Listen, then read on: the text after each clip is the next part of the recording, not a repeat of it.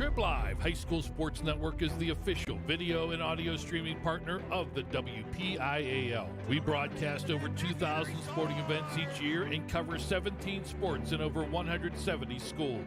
At HSSN, you'll find the latest in high school sports news, live and archive broadcasts, scores, standings, and much more. Trib Live High School Sports Network, your high school sports leader. All season, every season.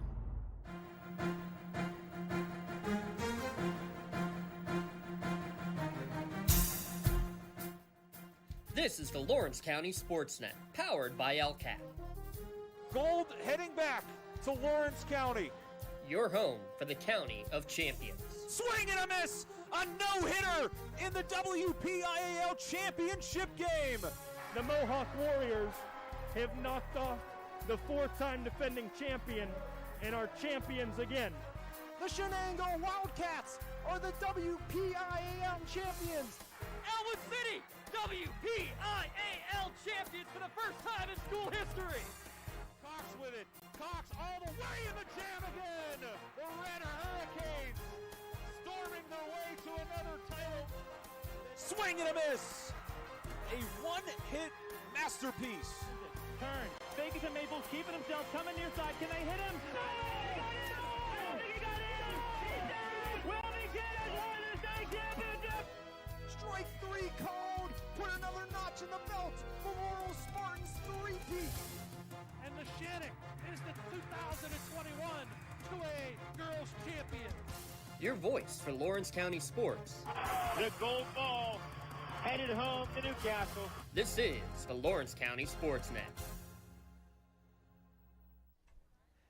Coming to you live from Chuck Tanner Field at Shenango High School, WPIAL Baseball. The Lawrence County SportsNet, powered by LCAT. This afternoon, Game 2 of the two-game series in Section 2 of Class 2A, as the Shenango Wildcats host the Laurel Spartans. Today's broadcast on the Lawrence County SportsNet and the Trib Live High School Sports Network, brought to you in part by Maley Chiropractic, helping keep you in the game.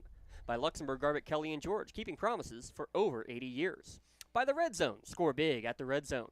By Pontius Insurance, love the life you live, worry-free. By the Crane Room Grill, family-owned restaurant, brewery, and banquet center. By the Tri-County Principals Association. And by the Lawrence County Community Action Partnership.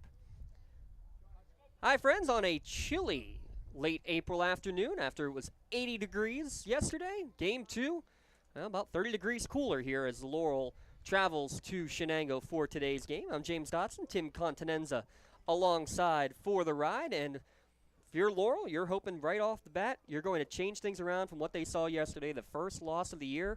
And it came in mercy rule fashion, a 12-2 victory for Shenango to move them to 5-3 in section play. Laurel, their first loss of the year, now at 6-1 in section. That's the beauty of this back-to-back, though, Tim, a chance to get right back on the field and have short-term memory. It really is. I love that scheduling. I think it's the best way to do it, get the two teams back onto the field. And, like you said, you get to put it behind you and move forward. And move forward we will as Shenango out onto the field getting their warm-ups underway. Their starting pitcher will be Braden D'Angelo, a junior hurler who was 6-0 last year, 1-2, though, to start the year here this year on the bump. We'll talk more about his stats in a moment on our Luxembourg, Garbutt, Kelly, and George pregame show. A law firm of AV-rated attorneys and super lawyers, LGKG, been keeping promises for over 80 years. At Luxembourg, Garbutt, Kelly, and George, we try cases, and insurance companies know it. But let's first take a look at the starting nine for Coach Gene DeGennaro's Laurel Spartans. Again, 6-1, 7-1 overall. Leading off will be the catcher, Connor Podsloff.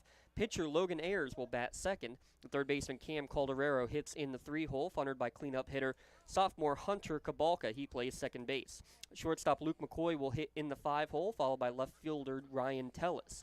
Senior Kobe DeRosa, the center fielder, will hit 7th, followed by first baseman Michael Pasquarello. And designated hitter Aaron Doty will bat 9th. He is hitting for the right fielder Johnny Andre. So Ponsloff, Ayers, Calderero, Kabalka, McCoy, Tellis, DeRosa, Pasquarello, and Doty, your starting 9 in the batting order for Coach DeGennaro. Both these coaches in their third year, though second season, as both of their inaugural seasons wiped out from the COVID-19 pandemic. D'Angelo winds and fires. First pitch in there for a strike at 4:03 p.m. Your umpires, Andy Presner on the bases. Mr. Rick Gabriel behind the dish here at Chuck Tanner Field.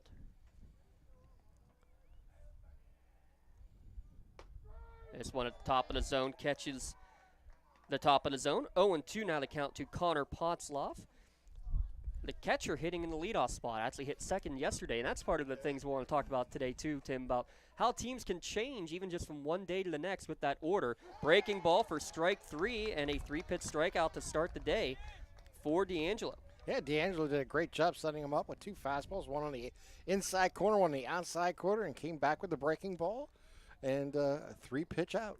Logan Ayers, left-handed hitting. Logan Ayers will now step into the batter's box. Those 2 flip-flops from yesterday, as we mentioned. That's kind of just an interesting tactic, something maybe that coach sees, or is that just kind of a gut feeling maybe, Tim? It could be either. I mean, let's be honest. We didn't have a chance to talk to him about that. More than anything, it may be just wanting to get a righty-lefty back-to-back and just felt like maybe a right-hander that would give him a better start to the game. Well, whatever the reason. And who knows? And, with that too, you love to be able to have that flexibility, though, as a coach and as a player to be able to feel confident in making those adjustments. As this one catches the outside corner, evens the count at 1-1 to Logan Ayers, a .423 hitter on the season, and maybe here's part of it too. 14 ribbies for Ayers on the year, just 6 for Ponslov. So maybe just somebody who has gotten more of the power bat to knock runs in. This one misses outside, 2-1 now the count. That usually has a lot to do with it. You want your number 2 hitter to be a contact hitter who can find the holes and maybe put it in the gap and get runners moving if they're on base. 2-1 to count as D'Angelo winds and fires. Breaking ball driven the other way, taken on the backhand. A one-hopper for Kammerer, takes his time, throws it across the diamond for the second out of the inning. The senior duo in the middle infield, Tyler Kammerer and Tino Campoli, have been absolutely stellar so far. Campoli pitched yesterday, 95 pitches for his start, and now the number 2, D'Angelo, on the bump today. 2 up, 2 down, and I will face Cam Calderero. Take a look at the LGKG defensive alignment here after this first pitch to the number 3 hitter. It's breaking ball in the dirt for ball 1. The outfield from left to right, Hunter Lively, Benny Santangelo, and Grayson Hooks. Left side of the infield, Zach Herb at third. Tyler Kammerer mentioned at short with Campoli at second. Jason Malley at first base. Braden Ziegler behind the dish for his partner. Braden D'Angelo, classmate, on the bump. Another breaking ball in there. Swung on and missed for strike 1. Evens the count at 1-1. Yeah, came back with 2 breaking balls in a row. He started the last 2 hitters off with fastballs, coming back with breaking balls to start this at-bat. Good command of the zone, good mix of the pitches. Another one, this one, though, in the dirt. Makes the count 2-1. Calderero, who had one of the few RBIs on the board from yesterday's game for the Spartans, only getting 2 runs across.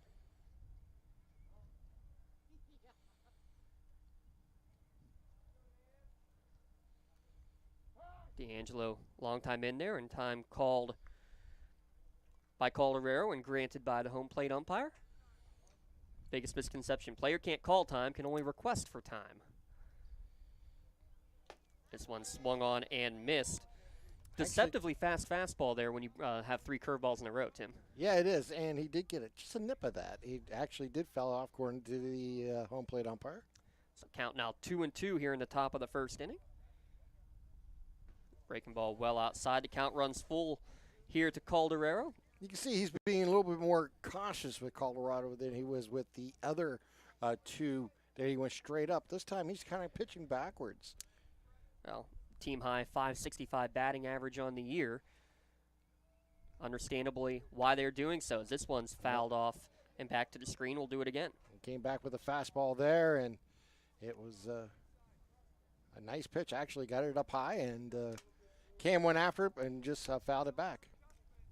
Cam Calderero, who was the starting pitcher yesterday. Actually, Coach DeGennaro told me today that was his first varsity start. Oh, wow. And how about a big game it was? And pitching staff, you have to be able to have some depth, and a lot of times coming off the bench, but or coming out of the bullpen, this time coming as the starter. Really good at bat here by Cam. He's fouling off the last 3 pitches in a row. He's staying alive. He's making D'Angelo work for his out.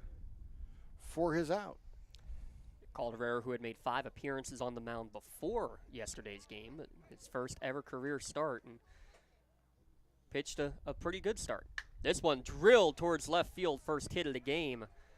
And a good job to waste a couple of pitches by Calderero and then get the first hit of the game, a 2-out single to left. Yeah, Calderero did a really great job of working the pitcher. Never got antsy at the plate. Seen a lot of curves early on the breaking balls and then just waited, fouled off a few fastballs along the way, and then found one into his likings and dumped it out into right field for a base hit. Sophomore Hunter Kabalka will now step to the plate with 2 down.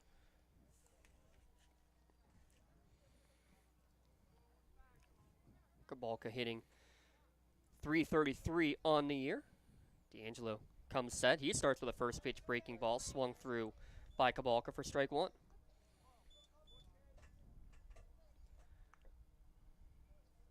Outfield playing moderate depth here for the cleanup hitter. Decent lead at first for Calderero. This one swung on and today. So it's all about the pitcher and pitch count management and really trying to work the entire staff as best as you can. It really is. It puts a lot of challenges for these managers to make decisions on how long to keep a player in, what the schedule looks like in front of them, as long as what determines what happens during a game. I mean, it's multifaceted, really, when you think about it, what they have to be thinking about, not just the game that's at hand, but what was planned maybe for the next 3-4 days in front of them. Grayson Hooks will step up, a .385 hitter. He actually began the year as the number 9 hitter, and he and Hunter Lively have flip-flopped since those opening games out at Slippery Rock, their start of the year doubleheader against Neshannock. First pitch rides in on the lefty-on-lefty for ball 1. Take a look at the LGKG defensive alignment here after this 1-0 pitch from Ayers. And this one well in the dirt. 2-0 the count. Juniors in the corner of the outfield. Ryan Tellas in left, Johnny Andre in right. Kobe DeRosa, senior, in center field. Seniors on the left side of the infield as well. Cam Calderero at third. Luke McCoy at short. Hunter Kabalka, the sophomore second baseman, joined by Michael Pasquarello, the senior first baseman. Connor Ponsloff behind the dish for Logan Ayers. Again, 3-0 on the season so far for the Spartans, but falls behind 2-0. Good regather there and throws a strike down at the knees. 2-1 the count. Yeah, that's exactly what he wants to do. Throw that fastball, get it on the outside corner, down by the knees.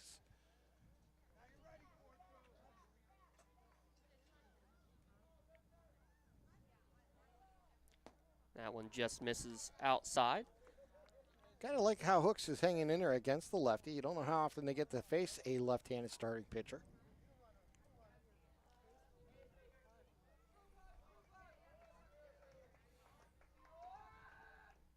This one right back up the middle and corralled by Ayers. Throw over to first base for the first out of the inning. 1-3 on the putout.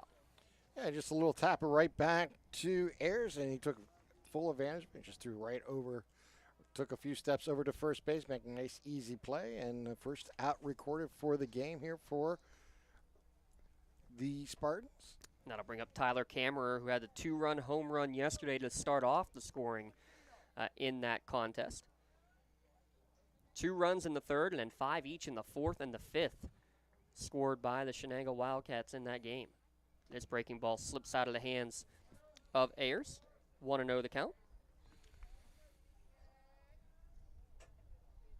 It's crazy the way fortunes end up going in the game of baseball. This breaking ball catches the inside corner, but looked like it could have been a strike him out, throw him out, but the throw just tailed a little too high, allowed a runner to stay on base, advance to third, and now Kammerer comes to bat, and instead of the inning being over or 2 guys being out, ends up that you still have a runner on base, and instead of a solo shot maybe, or maybe no home run whatsoever, it's a quick 2-0 lead in that game yesterday.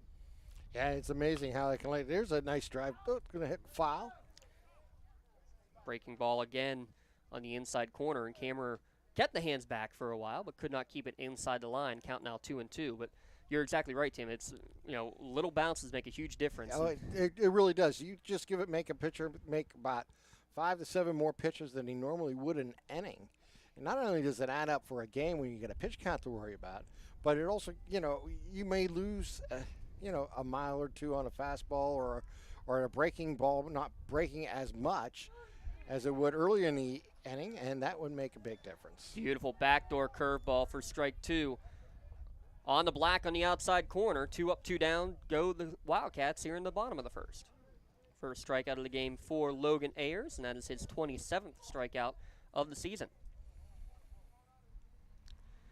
That'll bring up Tino Campoli. He's going to Mercyhurst next year. One of the 2 lead dogs, as Coach Larry Kelly calls him. Another breaking ball that catches the black for strike 1. Starting him out with a breaking ball on the left, on the outside corner. Comes back with another one on the inside corner for strike 2. So quickly up 0-2. That's what you want to do if you're a pitcher. You want to command those corners. You want to get on the outside. You want to get inside. You want to, try to see where the umpire has a high strike. If you can, that was a little outside. Yeah, you want early in the game. That's one thing you really want to do. You want to test an umpire as much as you can, find out what the strike zone will be, and then just really hammer it home. And especially with the umpire shortage, you see a lot of the similar umpires from one day to the next, 1 year to the next. As a pitcher, you get to know an umpire pretty well. This breaking ball in the dirt, good job to check his swing there by Campoli. And, that brings you to the coaching staff, the manager and the assistant, the hitting coach, the pitching coach, however depth he may have. That is really something that they're paying attention to each and every game, how the game is being called. 2-2 pitch swung on and missed on the high fastball.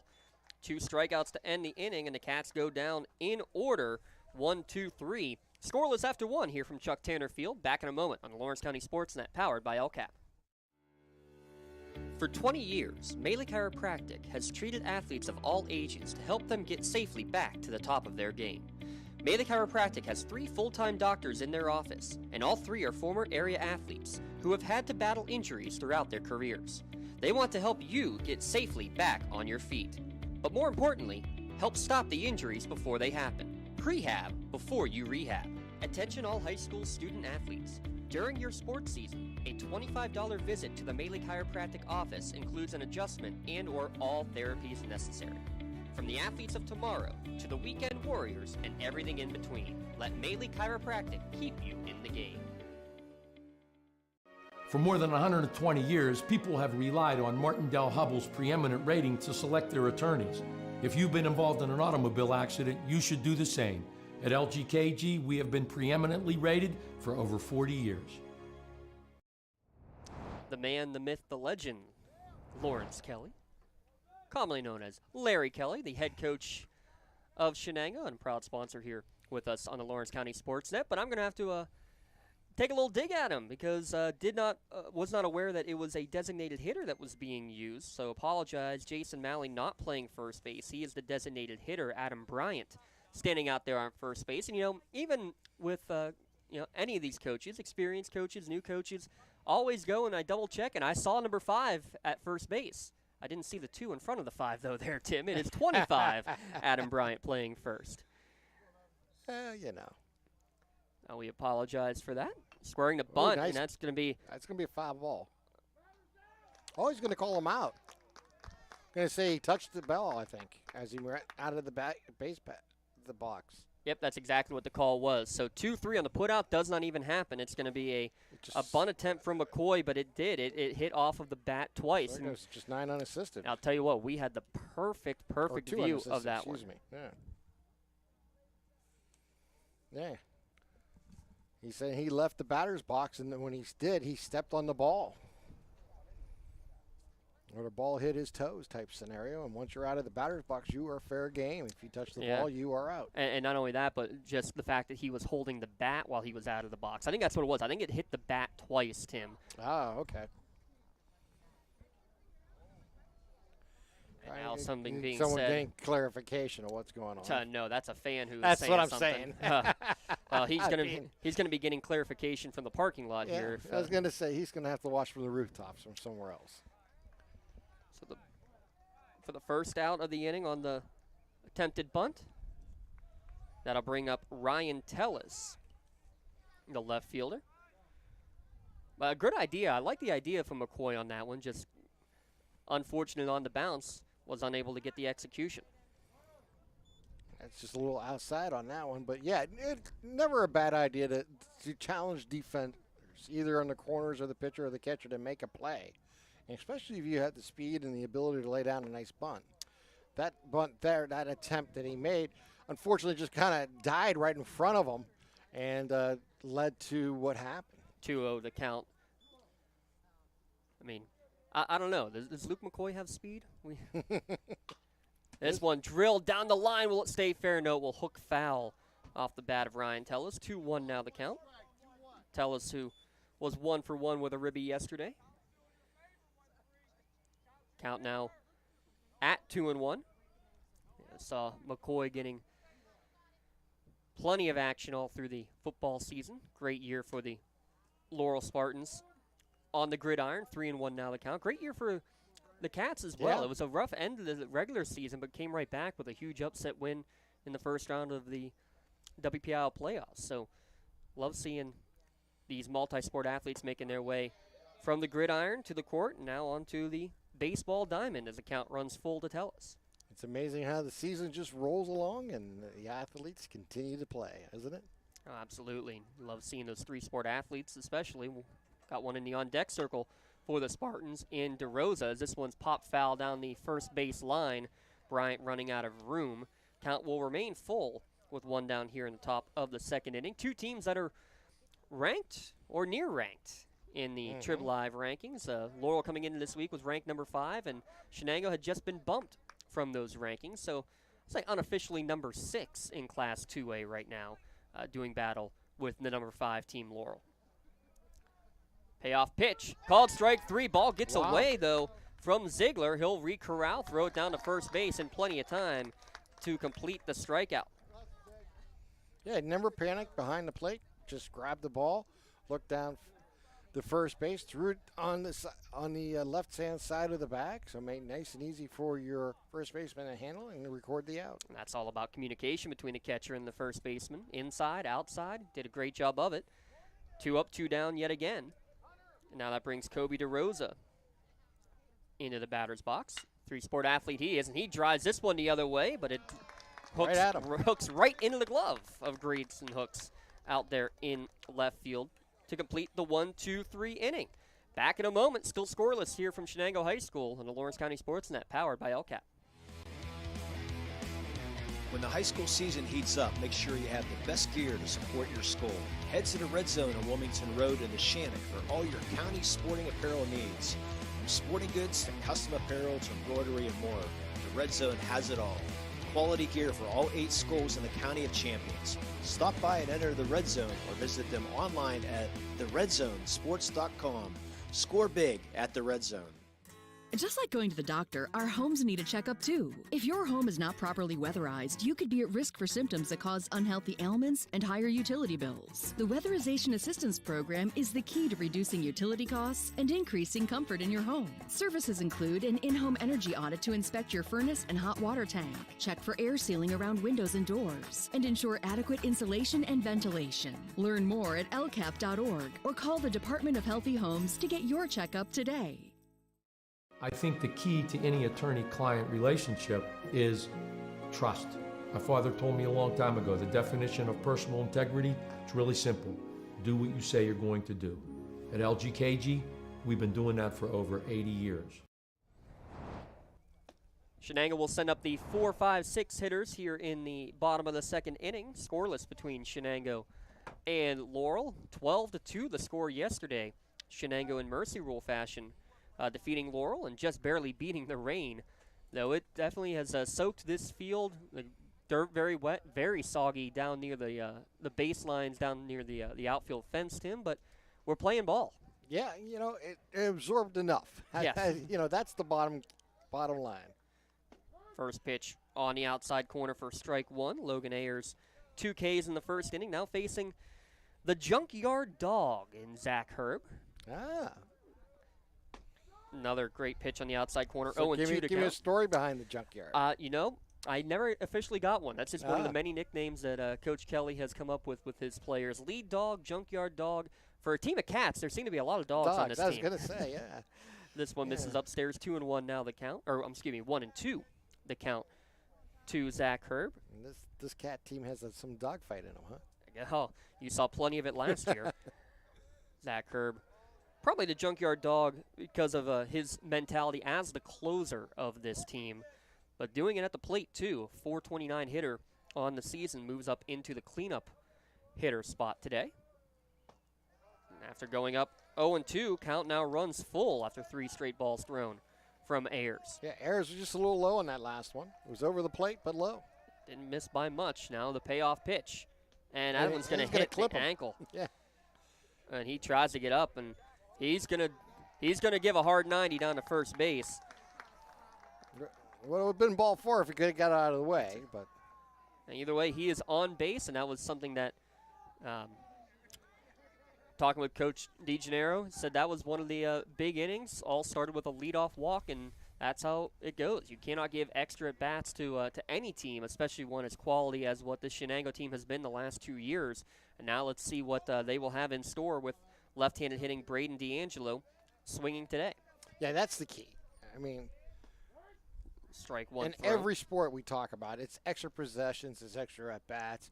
It's, keeping extra first downs, in football type thing with penalties. This one downstairs evens the count at 1-1. The team that eliminates, exactly. Team that eliminates those type of mistakes are always in every game they're playing and giving themselves the best opportunity to win. And only 6 walks issued by Ayers on the year, but the hit batsman not helpful there. Good job by Ponsloff to frame that one back in to get the call in the outside corner. Count now 1-2 to D'Angelo. 0 for 2 yesterday, but did have 2 ribbies. Runner goes on the 0-2, throw down to second base, skips in, is in plenty of time to get the out. Caught stealing Zach Herb. He's got 4 stolen bags on the year, but was caught stealing on that one for the first out of the inning. And I'll tell you this, Coach Kelly's not afraid to run. That is their game, is to have their guys in motion. You know what? I love that type of baseball. You want to test players in their arms and have defenses making plays. And anytime you can take extra bases, you want to do it. Count now full after that breaking ball misses outside with 1 down. And, a lot of people might have said it was a state championship game. They were down by 3 in the last inning, and they ended up trying to steal a base and got caught stealing. He said, that's the way we play the game. I don't care what if that's what you've done all season long, then that's, you can live with results. I mean, you really can. I know many coaches will tell you just that. As long as you're playing your game, and if it doesn't work out, but you made a good effort at it and it didn't really cost you, it wasn't caught off guard, it wasn't a ad-lib type play, then, you can live with it. It's a difficult result, meaning it's not what you wanted, but if it is what you're doing, that's fine. And we're going to have a designated runner come in. Yep, this is the courtesy runner for the pitcher. It's number 3, I believe, coming in. Yes, it is. Number 3, Nick Dando, who will be the courtesy runner for the pitcher. The speed up rules in the game. D'Angelo, 3rd walk in the last 2 days. It's one of those rules I like in the high school sports, high school baseball. It just makes sense. No reason to have your pitcher. I mean, obviously, a lot of pitchers bat at this level. And, you can use a DH for any position, as we see each and every game. So why not get your pitcher out and just relax and go through his routine of the off inning and get back ready for the mound. 0-1 pitch fouled off. Count now 0-2 to Braden Ziegler, the catcher, who also could have a courtesy runner. And, again, that's part of more than anything, too. Like you said, let your guys get into the rhythm, but also at the same time to be able to say, hey, let's just, get everybody ready early so you don't have the long delay. Your pitcher and catcher have the biggest responsibilities defensively. Absolutely. So you might as well give them the time to get there, especially a catcher, to get his equipment on and, maybe go over any type of strategy he needs, either with the coaching staff or the pitcher he's working with. 1 ball, 2 strike to count. This breaking ball just misses inside. Went backdoor on the 0-2, and that one 1-2 as it just misses inside. Yeah, his error's a little wild this inning. I mean, he's not been able to really find a strike zone as consistently as he did in the first inning.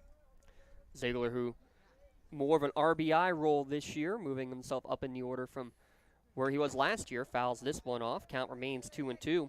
And he's been very effective, hitting just shy of 500 with 8 ribbies on the season so far.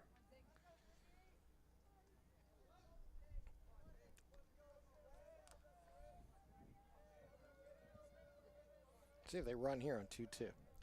Runner does stand. Curveball in the dirt for strike 3. The batter will be out, going down to second base, and not in time on the throw. Batter out because the first base was occupied, but that did force the throw down to second and allows Nick Dando to advance on the wild pitch. It is the third strikeout and second out of the inning. Now I'll bring up the designated hitter, Jason Malley.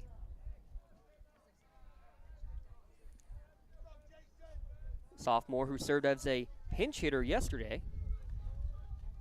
Gets right up on the plate here. First pitch in there for a strike, and looked like Ponslov may have been crossed up there with Ayers on that one. He's going to let the catcher and pitcher work this one out. Yeah, I like that. I'm not even sure if Ponslov was going to go out there, but yeah, home plate umpire Ricky Gabriel said, yes, get out there. You need to talk to him. Make sure you're on the same page. Because you know what? He's the one behind the catcher. Right. He's the one and who... his reflexes, as good as they are not going to be as good as a 17-year-old. I'll tell you what, Mr. Presner, the base umpire today, was the home plate umpire at the softball game at Union yesterday, and he caught a couple off of a missed pitch completely or off of a foul tip, and trust me, you don't want to be any part of that. 1-1 now the count to Malley. His 8th official at bat of the year. This one's downstairs as well. 2-1 now the count. Yeah, Ayers he's right around the plate, just been either off it or low throughout this inning here. Yeah, not missing by much. This 2-1 foul tipped out of the glove.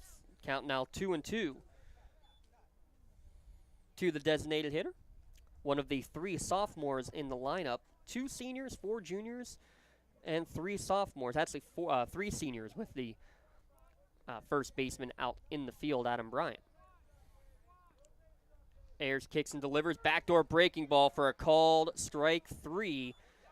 2 strikeouts in each inning for Logan Ayers. And that'll bring this second inning to an end. No runs, no hits, a couple of free passes, and 1 runner left in scoring position.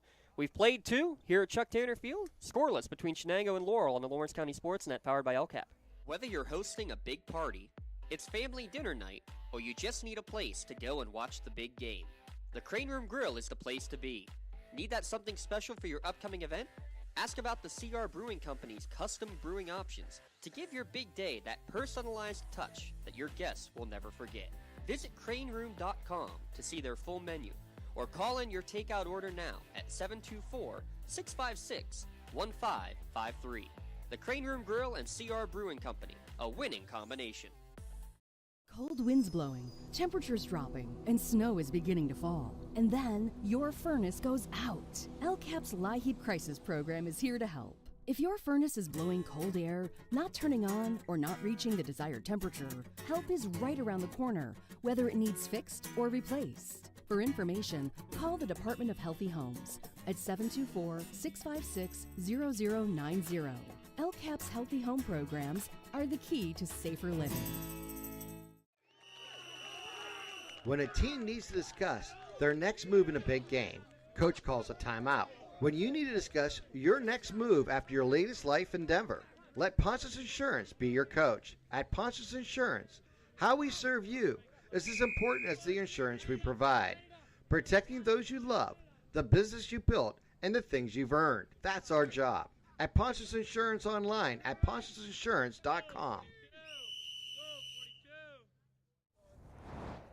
Back here at Chuck Tanner Field, top of the 3rd inning, scoreless between Laurel and Shenango. I'm James Dodson, Tim Continenza to take you through the middle 3 innings.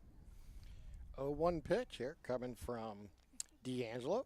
The righty throws, and it's going to be right through the hole on second base side, and it'll be into right field for a base hit. How about that to start the inning?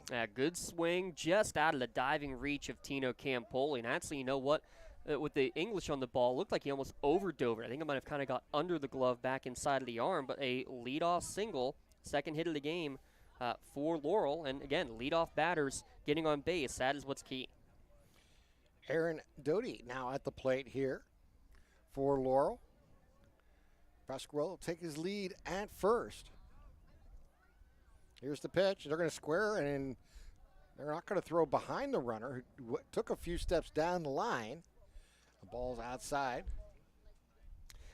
Yeah, thought about it, and that's, the immediate reaction as a catcher when the bunt is pulled back. You're looking down to see if you can catch the guy at first base napping.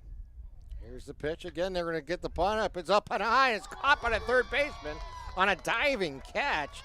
Beautiful play by Herb, making a nice play. He's seen the square and came racing in, charging, and that bunt was popped up in front of the mound, and he made a nice diving catch to make the play. That's an early nomination for your Maley Chiropractic play of the game there. Great diving effort. Look at that, coming all the way from nowhere, from out of your view, back to in your view to make that catch for the first out of the inning. Putzloff at the plate now. First pitch for a ball there, and I'll tell you what, more than anything too, Tim, a great job as the runner, Pasquarello. The bunt, you got to see the bunt go down. He saw it pop up. He froze, because that's an easy one you can get doubled off on, too. It's exactly it. Throw over to first. He gets back safely as Pasquarello. Leaning a little bit on that one, but able to get back in plenty of time. I've got to give a shout-out to Maley Chiropractic, as they're trying to call me right now because I just missed my appointment that I forgot to cancel. Here's the pitch. Oh, and swing and a miss. Big swing there by Carner. Yeah, it looked like he might have been getting a changeup on that one. He was out in front. Not a lot of movement on that, but I think just take a little bit off of it, and the free-swinging Ponsloff swung right through it. 1-1's the count. Runner at first. Here's the pitch. On the outside. Makes it outside corner. 1 ball, 2 strikes. So Putzloff digs in right-hand side of the batter's box. Pasquarello takes his lead at first. D'Angelo checks on the runner, and now here's the stretch. And it's line drive over to shortstop into the outfield for a base hit.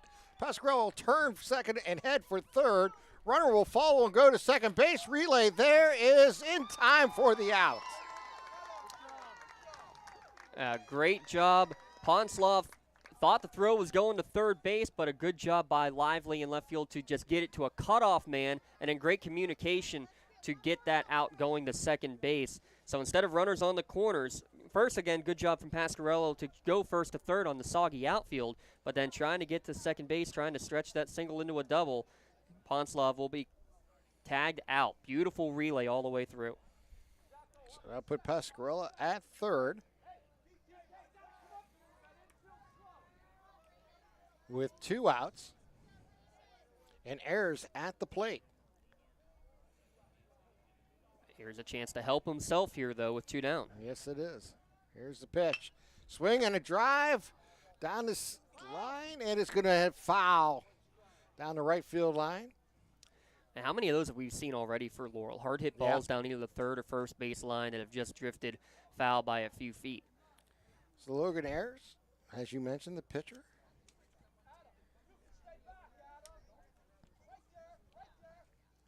At the plate, you got Pasquarello at third base with 2 down. We're in the third. Not a big backstop here either, so a pass ball does not guarantee you a run. D'Angelo's pitch. On the outside corner for a strike. No? You couldn't say low? Okay. Yeah. I thought he went like this. Oh, he's pointing low. Okay, yeah. That's what the umpire Yeah, so was 1-1 to count now. 1-1. All right. Here's the pitch. Now there's a strike. Yeah, outside corner. That last one fooled us all there for a minute. Fooled Tim, fooled Molly, the scorekeeper. She gave a little inquisitive look, too. Yeah. I was just trying to catch the umpire's move. Now 1-2 and 1 strike away from getting out of a jam here for D'Angelo. So the righty from the windup. In the dirt, gets away. Pasquarello's going to try to score. He dives into the home plate and gets it as the ball rolls into the dugout. And that will make the play happen as they'll get the advance of the base. Well, and again, Tim, it's not a lot of space behind home plate here, and you can even see Pasquarello kind of spun the tires. The run will count. Yep, he kind of spun the tires on that one as he was going down the line, and in that, 2-2 count. Yep, 2 ball, 2 So strike. as they're trying to figure out everything, Ziegler has to chase it down because he sees it's far enough away. That was enough for Pasquarello to go. He would have scored anyway, but the ball did go over the line into the dugout for out of play to officially score on the wild pitch. And swing and foul straight back by Logan Ayers. And the count remains 2-2. On that wild pitch scores Pasquarello from third base for the first run of today's game. So Brandon D'Angelo looks in for the sign. Here's the pitch. And ground ball again between first and second, picked up by the second baseman, throws it over, scored the out. And we have played 2.5 here at Chuck Tanner Field as the Spartans take a 1-0 lead. Wherever you're going, Axe can get you there. The bowling alley, beauty salon, and even the library. Axe can get you there safely. The grocery store, the pharmacy, and the bank. Axe can get you there comfortably. Going to work, visiting a friend, or just to relax at the park. Axe can get you there affordably. Axe is here to get you there safely, comfortably, and affordably. Choose Axe as your driving service and give us a call to schedule a ride. I think the key to any attorney-client relationship is trust. My father told me a long time ago, the definition of personal integrity is really simple. Do what you say you're going to do. At LGKG, we've been doing that for over 80 years.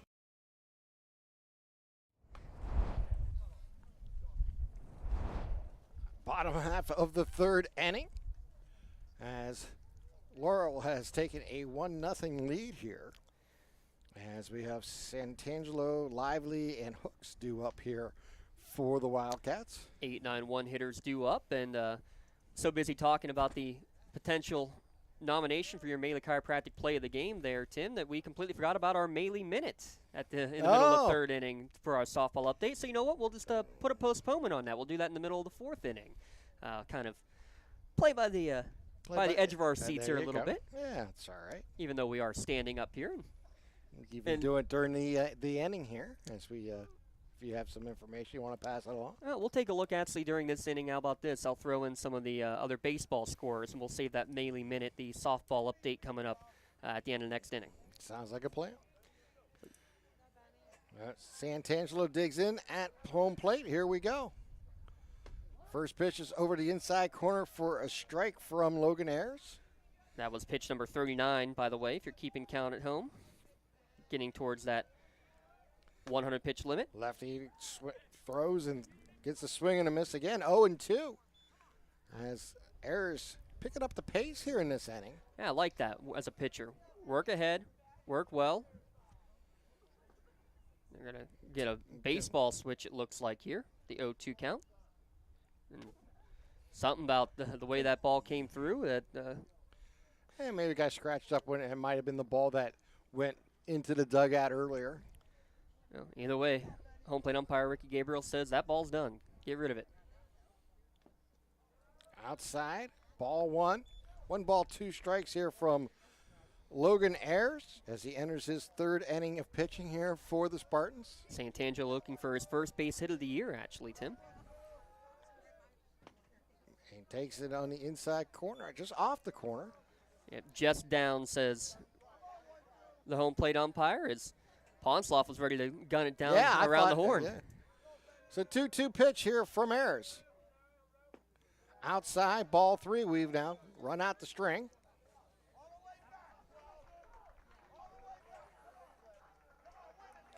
So Benny Santangelo receives the pitch. Up high, ball 4. He works the walk to open the inning.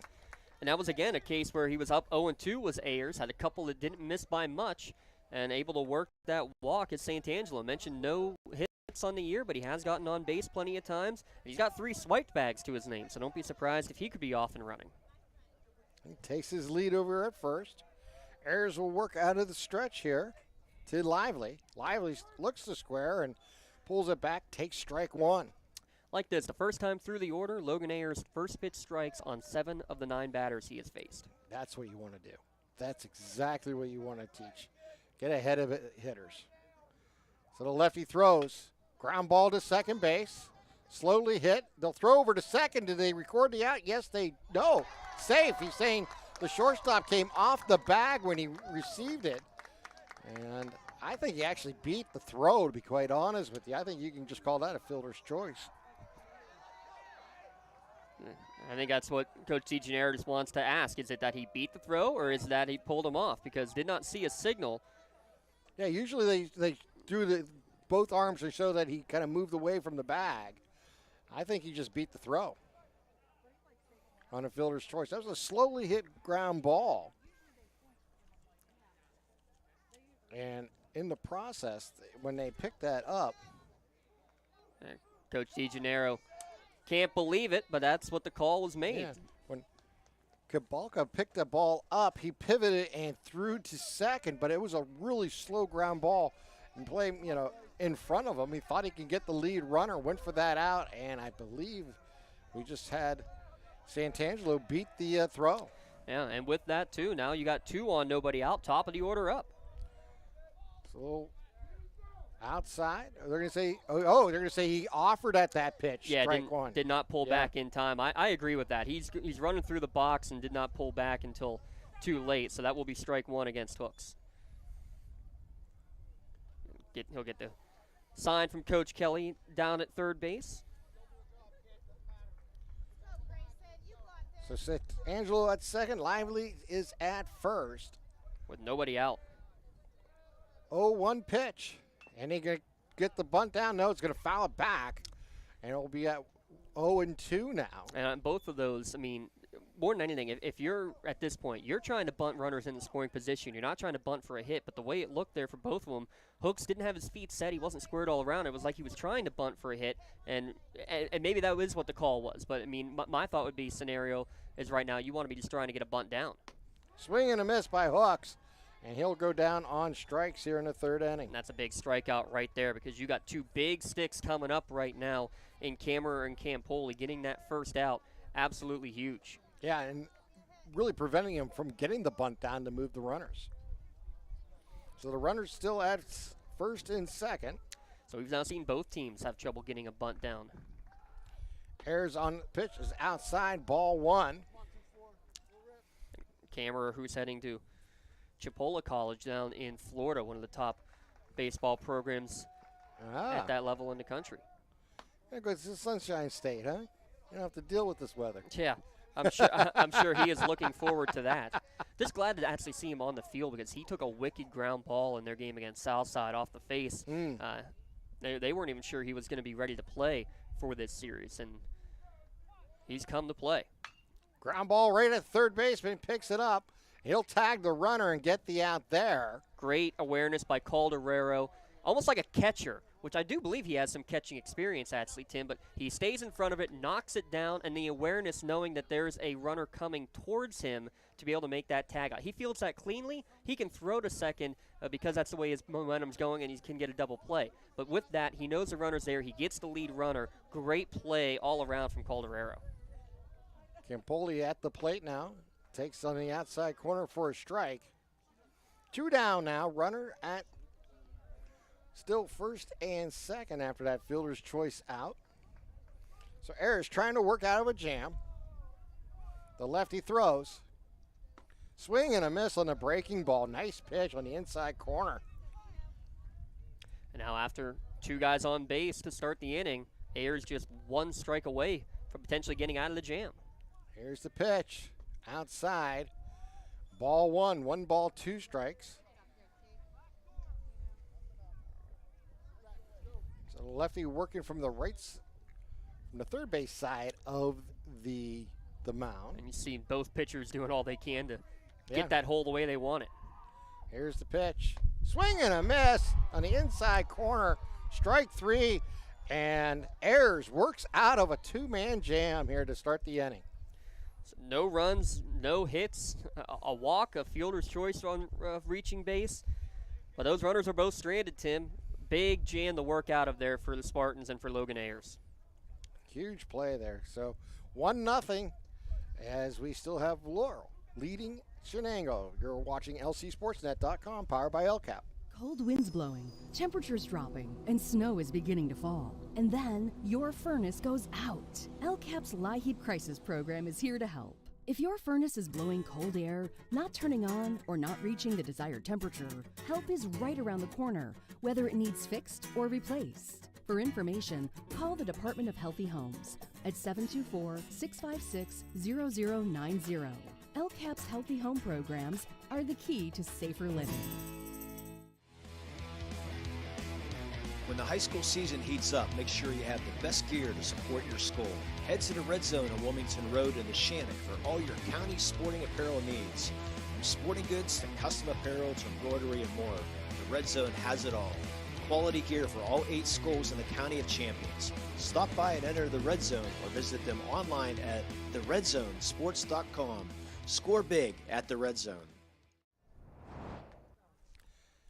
As we head to the top of the 4th inning, 1-0 Laurel leads Shenango.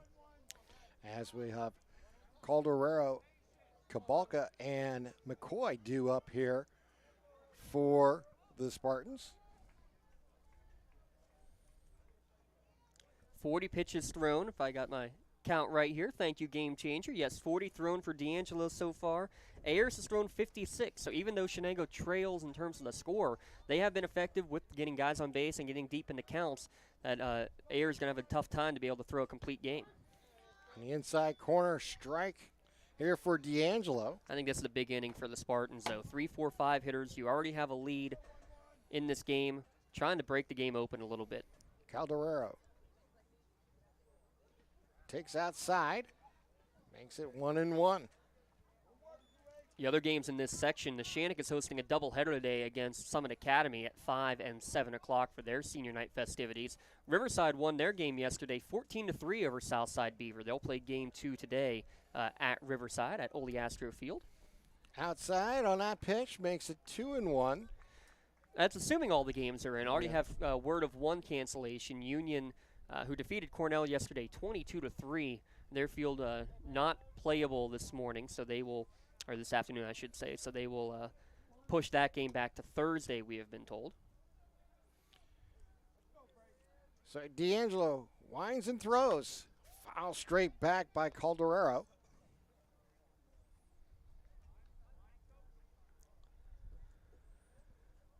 Count now 2-2. Newcastle hosting Central Valley. They lost a tough one again yesterday to the Warriors, 9-8 in that game. That might take the defending WPIAL champions out of playoff contention. Another foul straight back. Count remains 2 balls, 2 strikes here for Cam Calderado. Elwood City will travel to, or actually they host Beaver Falls today, excuse me, and Mohawk will be hosting Freedom, both Mercy Rule victories for the Lawrence County teams yesterday. D'Angelo winds and throws. Outside, rung out the string now, 3 balls, 2 strikes. And the final game we got for Lawrence County, District 10, about Wilmington yesterday. They lost to Sharpsville in a close game, 5-4, had the tying run thrown out at the plate. Wow. That was the District 10 championship rematch in that one. Swing and a miss. Colorado goes down on strikes here to start the 4th inning. And that is the 2nd strikeout here? 3rd strikeout for D'Angelo. 3rd strikeout for him today, 15th of the year, and that will bring Hunter Cabalca now to the plate. So D'Angelo winds and throws. Gets the outside corner called. And throws another strike here to start this inning. Yeah, but what a huge, huge out that is. You get the 3-hitter out, somebody who's hitting almost 600 on the year, leads the team in basically every offensive statistic. That's just a great, great start. Swing and a miss. He's up ahead 0-2 here on Cabalca.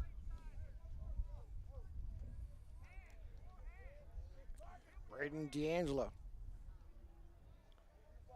looks and throws. And swing and a miss. Strike 3. Back-to-back Ks here to start the 4th inning for D'Angelo. And again, kind of backwards pitching. Started with a breaking ball, fastball in the middle, then got another breaking ball, and that's exactly where you want that final pitch there, Tim. 0-2 in the count, you're heading the count as a pitcher. Any young pitcher, listen up. You want that pitch to be starting on the outside corner so it breaks away, that there's no way in heck that there's a player who's going to hit that. McCoy swings at the first pitch, misses, and there he's ahead, 0-1. And then the difference there, early in the count, that breaking ball starts inside, so it breaks over the plate. Finite differences, but as a pitcher, absolutely crucial. This one is going to be popped up. It will be out into right field, and the play will be made there by Hooks. And 1, 2, 3 goes the Spartans here in the top of the fourth as they lead 1-0 here over Shenango. And just 12 pitches thrown for D'Angelo in that inning, and we'll take this time for our Maley Minute, brought to you by Maley Chiropractic, keeping you in the game, and we'll keep you in the game in terms of what's going on in the softball standings. We'll start in District 10. Wilmington started off with a 6-0 record, but they've lost their last 2 games, non-section to Grove City, and then lost to Sharpsville yesterday 6-2. They're actually playing at Farrell today. In Class 1A softball, Union was supposed to play Rochester today. That game got postponed. They're actually now going to Neshannock to play a game today. That was scheduled to be later in the week. They said, hey, we'll play it right now. So we'll try to get you some updates on that one. How about Union's Mia Pruz, though? 6 2/3 innings yesterday before giving up her first hit with 1 out left to go in the game. But Union has basically clinched the section. In Class 2A, looking at these 2 teams, Laurel at 5-1, 7-1 overall. Their only loss came to Neshannock by a 6-1 score. All other games, they've scored at least 10 runs. They play Freedom on Wednesday. Shenango, a tough loss to Riverside yesterday. They will be traveling to Neshannock on Friday. A lot of high-scoring games there for the Lady Cats. Mohawk, who defeated Freedom yesterday, they're now at 5-2 in section play. They will play at Riverside tomorrow. Mentioned Neshannock playing against Union today. They actually played a doubleheader on Saturday, doubleheader on Sunday. They played more games in that 24-hour period, actually twice as many games in that 24-hour period as they had played all season leading up to that one. And by the way, that Neshannock-Mohawk game that was postponed in the 5th inning, we were doing that game. We hope to get that one back on the air as well. Real quick, Elwood City now at 5-1, really dominating in Class 3A. They play Avonworth tomorrow. That's their only loss of the season, was to the Lady Lopes. And Newcastle, tough loss to Montour yesterday. They will be traveling to Hopewell, or I say hosting Hopewell tomorrow, weather dependent. There's your Maley Minute, keeping you in the game. Zach Herb at the plate here for Shenango. It's going to be Herb, D'Angelo, and Ziegler coming up this afternoon.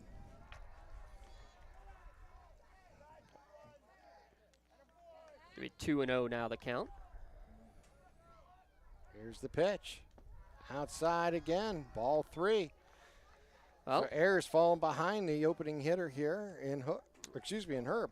And I'll tell you what, I mean, it's been each of the last 2 innings, Shenango has gotten the leadoff runner on base. You know, you're playing with fire right now if you're Laurel. Ayers throws outside, and a 4-pitch walk here to start the inning.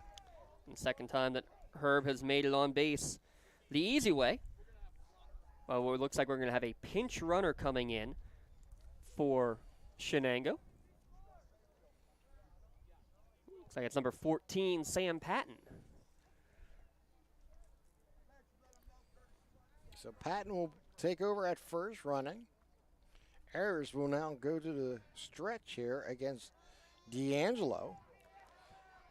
Freshman base runner, expecting to see Herb re-enter. Honestly, this could be a chance, too, to let him relax and probably get some time warming up a little bit, I would think. That might be the case. Trying to see if there's some action down there. It looks like there's some movement, but nobody out there. No one out there but cameraman Rob Nattell braving the elements out there down the left field line. Doing a great job, by the way. So Patton takes his lead.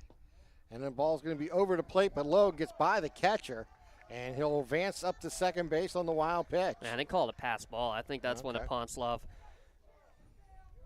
He thinks at least he should have held on to it. Looked like it was down near the bottom of the zone, but nonetheless, able to get to second base and without having to use the bunt.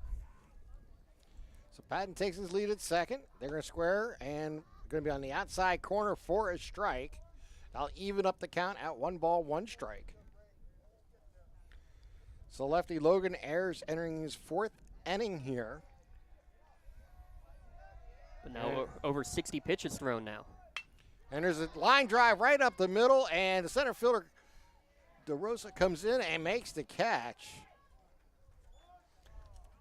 Now, it wasn't the smoothest route run there by DeRosa. Kind of spun the tires out in the muck out there as well, but was able to regather himself. And, it's like a wide receiver running the routes like he did back in his early days on the football field. Quarterback the last couple of years, but good job to hang on to it and get the big first out of the inning. Well, it's quarterback out in the outfield at center field, so not surprised to see the arm in center field. Now ready to play as the base umpires were making sure they're good to go. Patton takes his lead as he comes off second base. The ball is going to be pitched outside. Ball one here. Logan Ayers. 5 Ks so far in today's game. There's a swing and a foul down the right side. Well, fall incomplete, or fall out of play, I should say. I mean, we just start talking about the quarterback. Yes. Actually, 6 Ks, and I just went back and double-checked. 6 Ks? Two in each inning. 2 in the first, 2 in the second, 2 in the third. Double-checking my thing. Ayers throws and gets on the outside corner, swing and a miss, too. Yeah, it looked like he took something off it, but it looked like that one tailed away. It might have been a changeup or something that he had Ziegler out in front and the ball tailing away from him. Great pitch. So the catcher digs in at the plate. Here's the pitch. And a ground ball is going to advance the runner. Ayers will throw over to first and record the out. But Patton will move all the way over to third base on that little grounder. Yeah, call it a pseudo-sacrifice there, really. Good job of Ziegler to just get a ball in play. And I'll tell you what, didn't get a chance to talk about it earlier, but there was a ground ball with Shenango defensively that you had first baseman Adam Bryant going for the ball and then having to retreat back to the bag, and Campoli was able to wait for it and get the throw. Same scenario here. Pasquarello went to charge, realized he was going to get back, and Ayers gave enough time to make sure he got back before throwing it to his first baseman. That one down for a first pitch ball. But, Tim, I just love the fielding. I love the great plays that we've seen so far here today. Here's a swing and a ground ball to second base. Then he's going to boot it, and it's going to let the run score to tie the ball game up. Man, did that ball have a lot of English off the end of the bat, and Kabalka just, all he can do is pound on his chest and say, my bad. That ball just had so much spin off on it, and he even did the right thing. He waited for it to come off the grass. It took 2 hops on the dirt and still had all that spin. The error allowing the first run of the game to score for Shenango. Yeah, he even tried to position his feet where he would be in position to throw to the first base, and when he did that, the ball took a wicked movement to him, to his right, and it really caused that error. So Benny Santangelo now at the plate, takes the first pitch for a strike. That one is going to be down low, and it'll even up the count at 1-1. So no RBI on that little ground out, or E2, I should say. E on the second baseman. So E4 officially for you, scorebook aficionados. On the outside, no, just off the corner. I think I heard home plate umpire say, no, you're just low. And I do like that about Mr. Gabriel here, is that he will let the pitchers. The pitcher knows exactly what he sees. Yeah. Ground ball to short, and they'll just take it right to the bag, unassisted for the out, and that'll end the inning. But a good inning here for the Wildcats as they tie this ball game up at 1 as we head to the top of the 5th. Has your child's early education slowed down or even paused due to the pandemic? This is crucial time you can't get back. LCAP can keep your little learner on track for success. We have options for working and non-working parents with in-person childcare and age-appropriate virtual learning to keep them busy and engaged. Parents, don't hit pause on early learning. Lawrence County Community Action Partnership can jumpstart their future. Learn more at lcap.org. For 20 years, Melee Chiropractic has treated athletes of all ages to help them get safely back to the top of their game. Melee Chiropractic has 3 full-time doctors in their office, and all 3 are former area athletes who have had to battle injuries throughout their careers. They want to help you get safely back on your feet. But more importantly, help stop the injuries before they happen. Prehab before you rehab. Attention all high school student athletes. During your sports season, a $25 visit to the Maley Chiropractic office includes an adjustment and/or all therapies necessary. From the athletes of tomorrow to the weekend warriors and everything in between, let Maley Chiropractic keep you in the game. As we move to the 5th inning here at Chuck Tanner Field, we're tied at 1 as the Spartans come to the plate with Tulsa, DeRosa, and Pasquarello. And swing and a pop-up and into shallow right field, makes the catch for the out to start the inning. Yeah, Hooks made last out of the last inning and gets the first out here, and that's pitch number 53 for D'Angelo. Compare that on the other end, looking for Logan Ayers, now at 74 pitches. And a big difference there, Tim.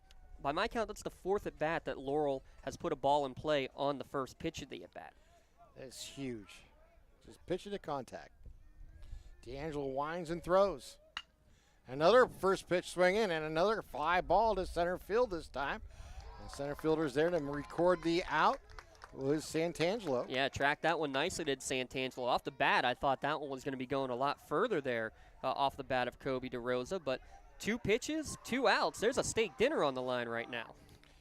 Well, if I was Pasquarello, I would be, I'm sure Coach Kelly, someone's talking to him, telling him that you got to take a pitch or two here. Just sit back and relax. Take that first pitch. No reason to swing. Give us a little chance to catch our breath here in case we have to go right back out in the field. Open stance here. And he takes that first pitch on the inside. Ball 1. Let's see if he takes this pitch too. It might be an insignificant thing, you might think, but it's really a huge thing. And he swings and misses and evens up the count at 1-1. Yeah, I got no problem with getting up there, being aggressive, seeing a good pitch, and really any of the swings of this at bat. You just don't want a 3-pitch inning. So I think once that first pitch is taken, you're swinging away, as that one would have taken Tim Continenza's face off if we didn't have the screen in front of us. Exactly. Swung right back at us. For the record, Tim flinched about 10 feet. Molly to his right, didn't flinch at all. Running the scoreboard up here. Never hurts to move. So D'Angelo digs in and throws. Outside on that fastball. Got a little wild there. If it hurts to move, you're just getting old. Yeah, well, it always hurts. We're going to get a timeout here. And okay. I'm not sure exactly what the conversation's about here, James.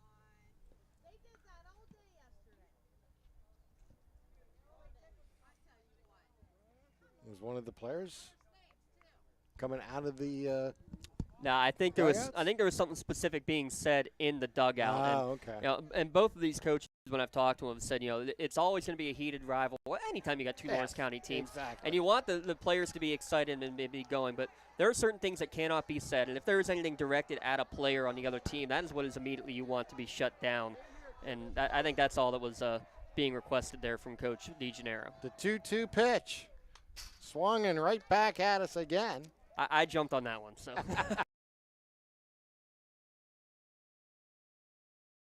excellent at bat. Extend the at bat.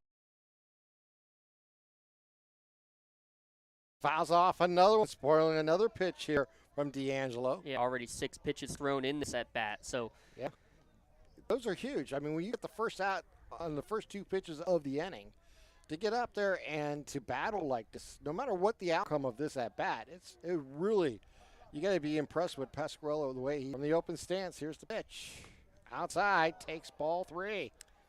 Didn't miss by much. Kind of curved around the plate there, and a great battle between D'Angelo and Pasquarello. The question is, who will win it with 2 down here in the top of the 5th? So D'Angelo looks from the line, throws, ground ball to short. Pick up, they'll throw it across, and in time for the out. 1, 2, 3, go the Spartans.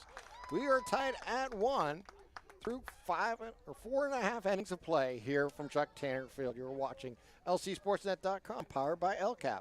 Whether you're hosting a big party, It's family dinner night, or you just need a place to go and watch the big game. The Crane Room Grill is the place to be. Need that something special for your upcoming event? Ask about the CR Brewing Company's custom brewing options to give your big day that personalized touch that your guests will never forget. Visit craneroom.com to see their full menu, or call in your takeout order now at 724-656-1553. The Crane Room Grill and CR Brewing Company, a winning combination. Wherever you're going, Axe can get you there. The bowling alley, beauty salon, and even the library. Axe can get you there safely. The grocery store, the pharmacy, and the bank. Axe can get you there comfortably. Going to work, visiting a friend, or just to relax at the park. Axe can get you there affordably. Axe is here to get you there safely, comfortably, and affordably. The call to schedule a ride. As we head to the bottom of the 5th inning, Air is still on the mound here for the Spartans. Tied at 1, and neither team with a red zone RBI here, Tim. Yeah. Laurel scoring on a wild pitch, and Shenango scoring on an error with 2 outs that allowed the tying run to score. Let's give a shout out to our friends at the red zone. Remind you that spirit sales are a great way for your organization to make money. Organizations from across the county making over $4,000 or $5,000 each and every month just for sharing a link. The Red Zone does the rest. Give them a call at 724-654-6065 to see how your group can score big at the Red Zone. So Santangelo, Lively, and Hooks due up here for the Wildcats. Santangelo made the last out. Yes, the 6 unassisted. So, yeah, 9-1-2, Lively, Hooks, Cameron. Lively, Hooks, and Cameron. My apologies. That's why there are 2 of us up here, Tim. Yeah, that's right. I would have caught the number change. So Hunter Lively batting from the left side. Takes an inside pitch from the lefty. And I only caught it because of the lefty in the batter's box.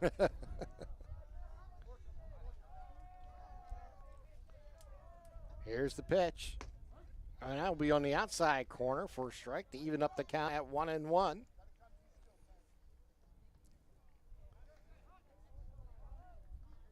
Ayers quickly throws again and fouled back by Lively. Keeps this count at 1-1 strike. So count 1-2 now to Lively. And that's right, 1-2. And with the want to mention Ayers' first 9 at-bats, he had 7 first-pitch strikes, 2 first-pitch balls. The next 9 at-bats, 6 first-pitch balls, 3 first-pitch strikes. Here's the pitch. On the outside corner, strike 3 called. Great pitch there for strikeout number 7 and the first out of the inning. But the main difference in the second time through the order, Tim, seeing more pitches, and when you're working behind the count like Ayers has done in the last 2 innings, makes it very difficult, and you end up with a leadoff walk last inning that leads to the only run of the game so far for Shenango. Grayson Hooks, the lefty, now at the plate. And the lefty Ayers throws outside, goes back to the screen, ball 1. But that's the big part of it right there, though, Tim, is that you get the first out of the inning here. If a leadoff guy gets on base, statistically, you're talking about an 80% chance that runner will come around and score. And especially on a leadoff walk, that's even higher, like 88%. I remember, I forget who the coach was. I believe it was Pine Richland's coach, who had all these numbers all analyzed so fluently. It was a lot of fun to talk to him about that. And that pitch is going to be outside, I believe. It's going to be a little low on the outside corner, so it'll go to 2-0. Here on Hooks. Ayers, the lefty, throws, and that's going to be down low, ball 3. And Hooks gave him something to look at, too. Gave him a little square just to try to change the eyesight. And now 3-0. Be shocked if the leadoff hitter is going to swing at this one. Ayers from the middle of the mound, throws, and gets the strike on the inside corner. Now as a batter, though, 3-1. You're thinking swing, but if it's not a perfect pitch, there's no way in heck you're swinging at it. Ayers winds and throws and Hooks works the walks from Ayers to lead off the inning, for the second at bat at the inning. So now he's got 4 walks issued, does Ayers, 1 in each of the last 4 innings. And with that as well, it means pitch count rising up 82 thrown now. Yeah, it's basically the last 4 innings in a row he's had somebody on base. Tough one, too, because that puts Kammerer on base, or Kammerer to the plate with a runner on base. So the lefty from the stretch. Going to hit the outside corner with that breaking ball for strike one. That's a beautiful backdoor breaking ball, and you've seen that, again, a lot of the backwards pitching, the curveball to set up the fastball, especially against the big hitters. Great first pitch. And a fastball up outside, ball one. But you've seen a few too many of those, I think, from Ayers especially, which is why the count has been up. A couple that just look like they've slipped out of the hand, no chance of making it to the zone. So Ayers checks on the runner. Here's the throw. And we got a fly ball out into the gap. It's going to split the outfielders. It's gone. And it's gone. How about that? Kept watching the outfielders going back, and they stopped as the ball goes over. A 2-run dinger here for Kammerer. And it's a 3-1 lead here for the Wildcats. Back-to-back days with a 2-run jack for TK. That's his 3rd homer of the season. And a big one there as the Cats, that's their first hit of the game, Tim. It's an Oppo home run that nearly took our camera out. Yeah, it was really right into the power gap. So 2 runs on the scoreboard here with 1 out as the Wildcats take a 3-1 lead. Our first red zone RBIs of the day as well on that 2-run blast. Here's the pitch on the inside, swing and a miss by Kempoli. That's the thing. You can choose to maybe try to pitch around somebody like a Kammerer, but when you got guys like Campoli and Herb and D'Angelo sitting behind him, that's why he's able to get those pitches to hit, and that's why he's got now 3 dingers on the season. It's his 10th extra base hit of the year. Some little instructions there for Campoli as he comes back to the plate. Ayers giving up a 2-run dinger here in the 5th. Swing and a miss, or actually foul tip back.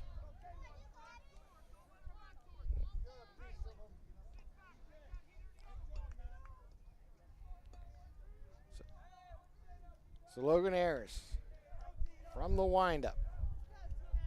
Here he goes, outside, ball 1. 1 ball, 2 strikes, I believe. Yes.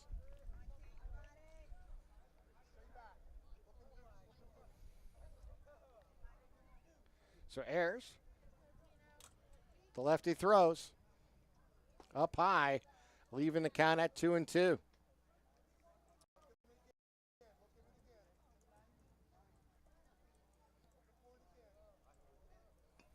Here's the pitch. Outside. We'll run out the string to 3 balls, 2 strikes here on Campoli.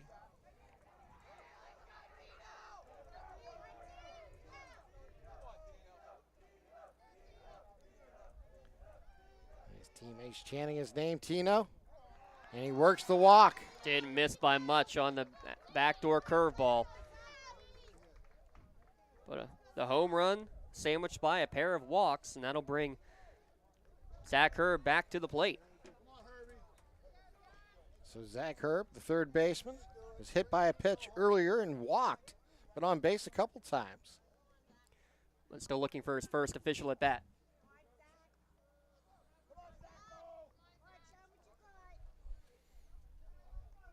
So the 3rd baseman steps in. Ayers will check it on the runner at first. Here's the pitch. Ground ball beating the hole at short. Gets through the glove and into the left field for a base hit. Now we have runners at first and second as Herb gets his first base hit of the night. A tough play going to the backhand there by McCoy. Did get a glove on it, which was actually impressive enough, but that'll go through as a single for sure. Herb gets his first hit of the season. Now D'Angelo, a walk and a fly out in his 2 at-bats. So runners at second and first. Ayers checks on the runners. Throws from the stretch. Up high on the outside. Ball 1. I think Logan Ayers, we're seeing a little laboring here in this inning. Running out of gas, running out of pitches. And down low, ball 2. Yeah. What's this count at? You know? This should be, after that pitch, should be at 95 now. Yeah, he's running out When quickly here. When you hit 100, then you can finish the at-bat with the pitch count rules. Here's a strike on the inside corner. But that would be your final at-bat, and Laurel expected to see maybe Luke McCoy ready to throw in the bullpen. Kabalka will be ready to go. Gone back with back-to-back strikes. Even up this count at 2 balls, 2 strikes. Kabalka and Kissick both came out of the bullpen yesterday and are under the pitch count, so they can throw today. And outside, ball 3. So we're just about at that magic 100 right here. That was pitch number 98. Yeah.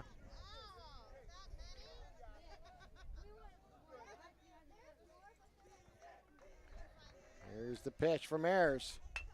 Ground ball towards second. Going to be picked up and dropped again. And the runners will be safe everywhere.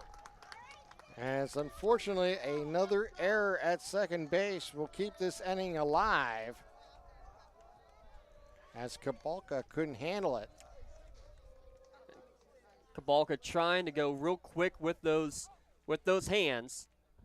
And they're going to confirm the pitch count number here that it is at 99 like we have, as Nick Dana will go back out there as a courtesy runner. So but is this pitch, was that pitch 100? That was pitch number 99. So he can actually face this batter if he chooses. Correct, yes. And I think that's what they're checking on the numbers here in the dugout.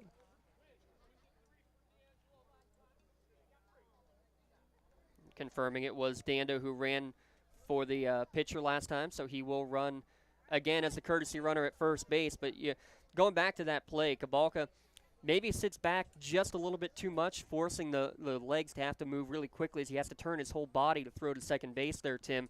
You'd like to see either a little more charge, or at that point, if you know it's that slow roll, you have to avoid making contact with a runner. Maybe at that point, just take the sure out at first base. Both of those plays, bang, bang. It's a tough one. It's a really tough play because you have the runner from first going to second. Mm-hmm. So do you charge the ball and potentially run into the runner, or do you wait for the ball to get to you? And he was kind of caught in between on that. Oh, and it is the responsibility of the runner to avoid contact, not the fielder. The fielder has to just go and play the ball. Yeah, but human nature. Yes. Plays, Nothing about it. That ball won on that pitch, by the way. Easier said than done. Exactly. Absolutely. I mean, you're going to these are split second decisions, and it's very easy to think, okay, I'm going to wait back on this versus challenging it. Swing and a miss, evens up this count at 1-1. Mentioned earlier, Ziegler more to an RBI role as a hitter this year, was mainly known for his defense behind the plate. Now a chance to big time cash in. And here's a ball gets by the catcher. Runners will hold.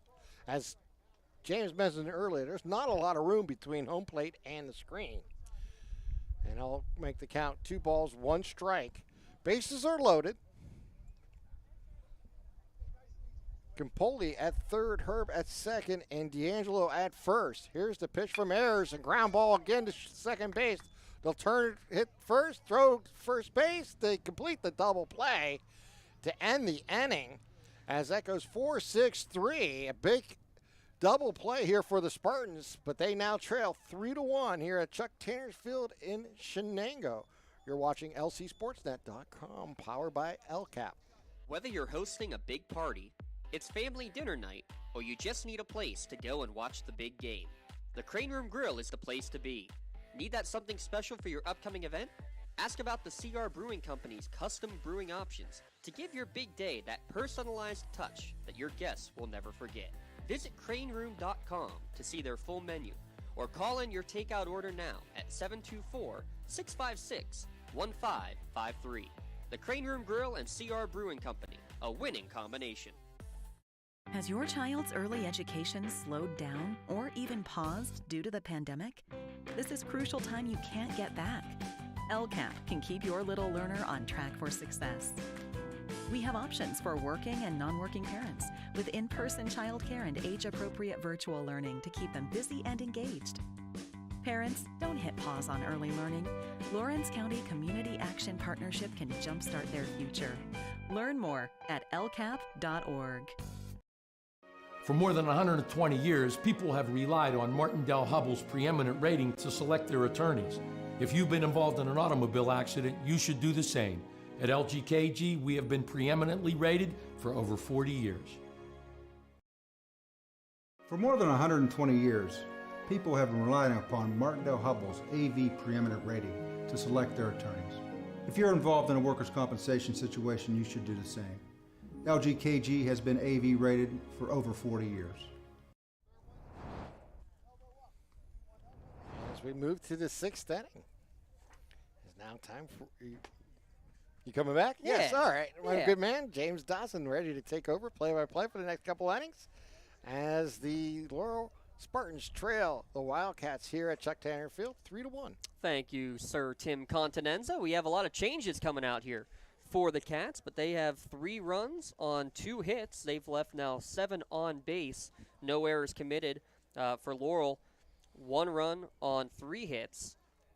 Pair of errors and 1 left on. New pitcher out there. It's the closer time. Zach Herb will step to the mound. This will be his 8th pitching appearance of the season for Herb, with a sub-1 ERA so far on the year. The other changes, starting pitcher Braden D'Angelo goes to right field. Tino Campoli moves from second base to third base, as a first pitch swing and a miss to the 9-hitter Aaron Doty. The other changes, Grayson Hooks moves from right field to center field. Benny Santangelo out of the game, and Caden Cook will step in at second base. Time called by Doty in the box, the sophomore designated hitter who tried to sacrifice in his first at-bat, but popped out to Zach Herb, who made a diving catch in that second inning. Breaking ball here misses. Count even at 1-1.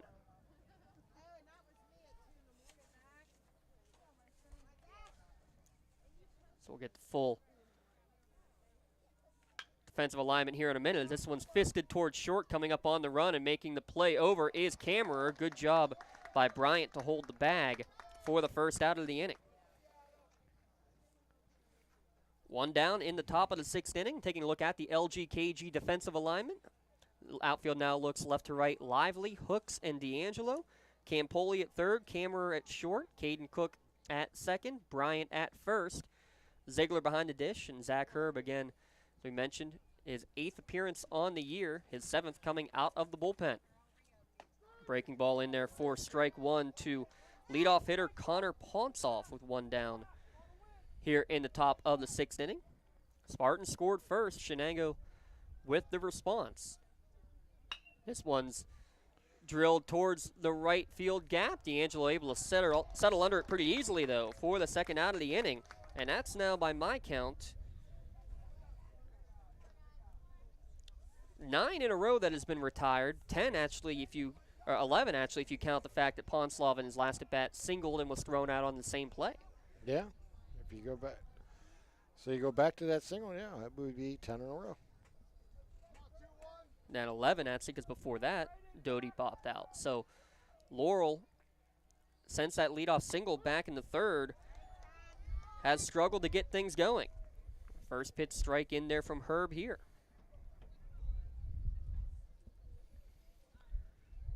Ayers steps in, checks the swing on a breaking ball down in the dirt, evens the count at 1-1. So D'Angelo goes 5 innings. He is the pitcher of record, giving up 1 earned run on 3 hits, no walks, and 4 strikeouts. As this one misses away, 2-1 to count. D'Angelo, a great job of pitching to contact. We've said it many times, Tim, but no walks. That's huge. There's nothing wrong with that. I mean, obviously strikeouts are wonderful, and they're outs, and they matter. They're great for a pitcher's stat, but also just pitching to contact and recording outs is huge part of the game. Now Herb, 2-ball, 2-strike count to Ayers. This one misses well outside. Ayers, the starting pitcher, he is done pitching. He has reached that 100-pitch limit, but still looking to help himself. Swinging with 2 down in the top of the 6th inning. Herb delivers down low. He does get the walk. Didn't miss by much, but it is the first free pass drawn by the Spartans today.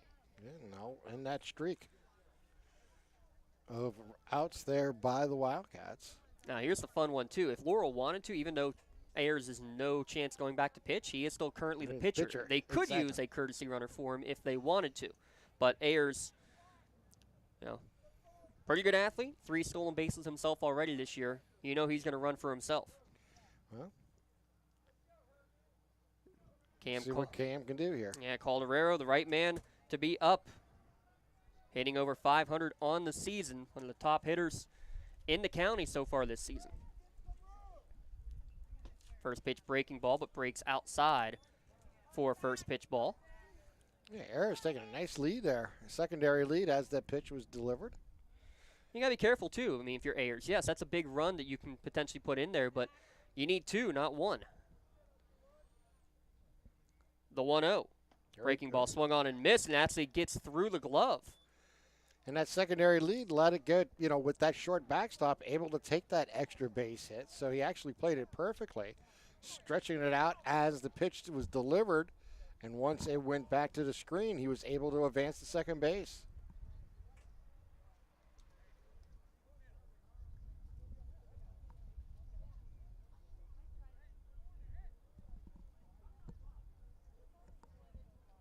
I think we might get somebody thrown out here. I think it's one of the fans behind the fence. Okay. First, I thought he was looking into the Laurel's dugout. But, yeah, he's one of the fans have been asked to leave the ball game, I believe. Well, he was trying to be nice. Like, look, just move down the outfield because I don't want you. Yeah, I don't want to hear you. But some magic word was said. Yeah. So back to the action, a 1-1 count. Runner now in scoring position, though, is Ayers. Breaking ball goes right over the heart of the plate for strike 2. Herb, the closer, wheeling and dealing here in the top of the 6th.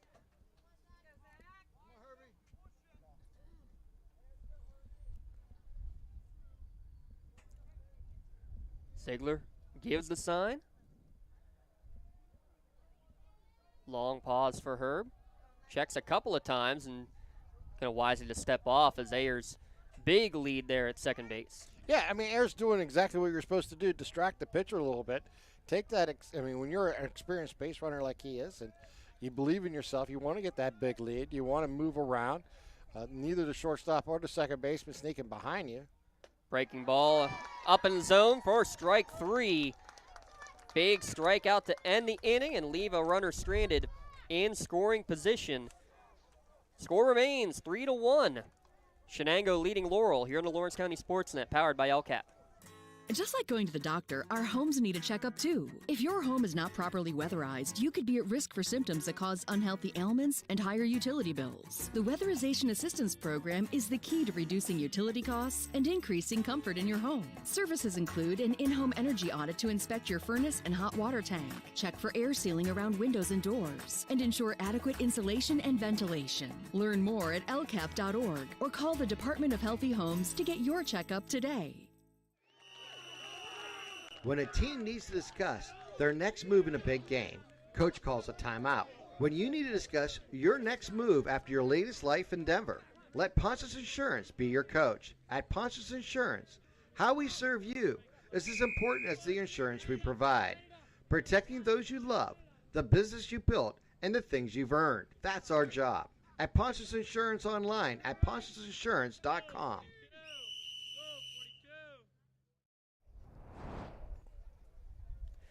Change is coming for Laurel as they trail Shenango in the bottom of the 6th inning, 3-1. We'll see if we can get all of these. Call this our Pontius Insurance pitching change as Luke McCoy will go to the mound. This will be his 3rd appearance of the season, all out of the bullpen, has yet to allow an earned run on the year. The other changes, Hunter Kabalka will move from second base to shortstop to replace McCoy. Ryan Tellez will move from right field to second base to replace him. Michael Pasquarella will move from first out to left field, and that's where Logan Ayers will go, the starting pitcher who threw 5 innings, giving up 3 runs, of which 2 were earned. 7 strikeouts and 4 walks in the game for Logan Ayers. Also had a hit batsman and is currently the pitcher of record, but he now stands helplessly at first base. with his senior teammate going to the mound. Yeah, that's a situation you're in as a starting pitcher. You give up the lead, you move over to first base. Now you're in the mercy of your teammates to get you off the hook. And we'll see, as Laurel has one last at bat from potentially being a Shenango sweep against the former top team in this section and former undefeated team in this section. Laurel now at 6-1 in section play heading into today, a half game behind Riverside, still undefeated at 6-0. The Shannock at 4-2, Shenango now at 5-3. How big this can all be, as Shenango going into the weekend was even with Southside in terms of the playoff run. Top 4 teams making it into the playoffs, and Coach Kelly was very adamant about that the win yesterday was, you don't want to call it season saving, but if you don't win that game yesterday, playoff chances really, really decrease, especially when you've already played the teams that you'd be battling against, your Southside and your Shannock, especially there at that 3, 4, 5 spot. Yeah, that's the toughest part, when the schedule doesn't help you out late in the season to make up ground. That's the only downside maybe to some of this scheduling. This one's in their first strike, evens the count at 1-1. I mean, you look at the Laurel schedule, their first 3 weeks were Aliquippa, Summit Academy, and the off week. You look at Neshannock, who has those 3 in a row in the middle of the season. I mean, you can make arguments either way, about which way is the best, which way is the worst. But I mean, if I was a coach, I could find a way to complain about it anyway. Oh, when it comes to scheduling, there's always room to voice an opinion. We got a nice fly ball out here to left field. Pasquarello will settle under it and make the catch for the first out of the inning. F7 on the putout to retire Jason Malley. And now coming to the plate for the first time today will be Caden Cook, who he started yesterday at second base, came off the bench today, did Cook. More as a defensive replacement. And Coach Kelly could not say more nice things about Mr. Cook here. Last year, second baseman basically every day all year, only committed 3 errors in the field throughout an entire season, especially at a place like second base where you're getting so many balls hit your way. Some impressive stuff. All right, going up the middle, you're such an important part of baseball. Your catcher, your short, your second baseman, and center fielder. They really set the tone for your defensive skills throughout the ball game and for your season. It's absolutely so critical to have a player who you can trust, make good throws, make good decisions, and field the ball cleanly. Luke McCoy on the mound. Man, he's got a quick delivery. 2-0 pitch, though, down in the dirt. Now 3-0 the count here to Caden Cook in the bottom of the 6th inning. Real quick to look ahead. Laurel will have 4, 5, 6 hitters, Cabalca, McCoy, and Tellis due up for their potential last chance.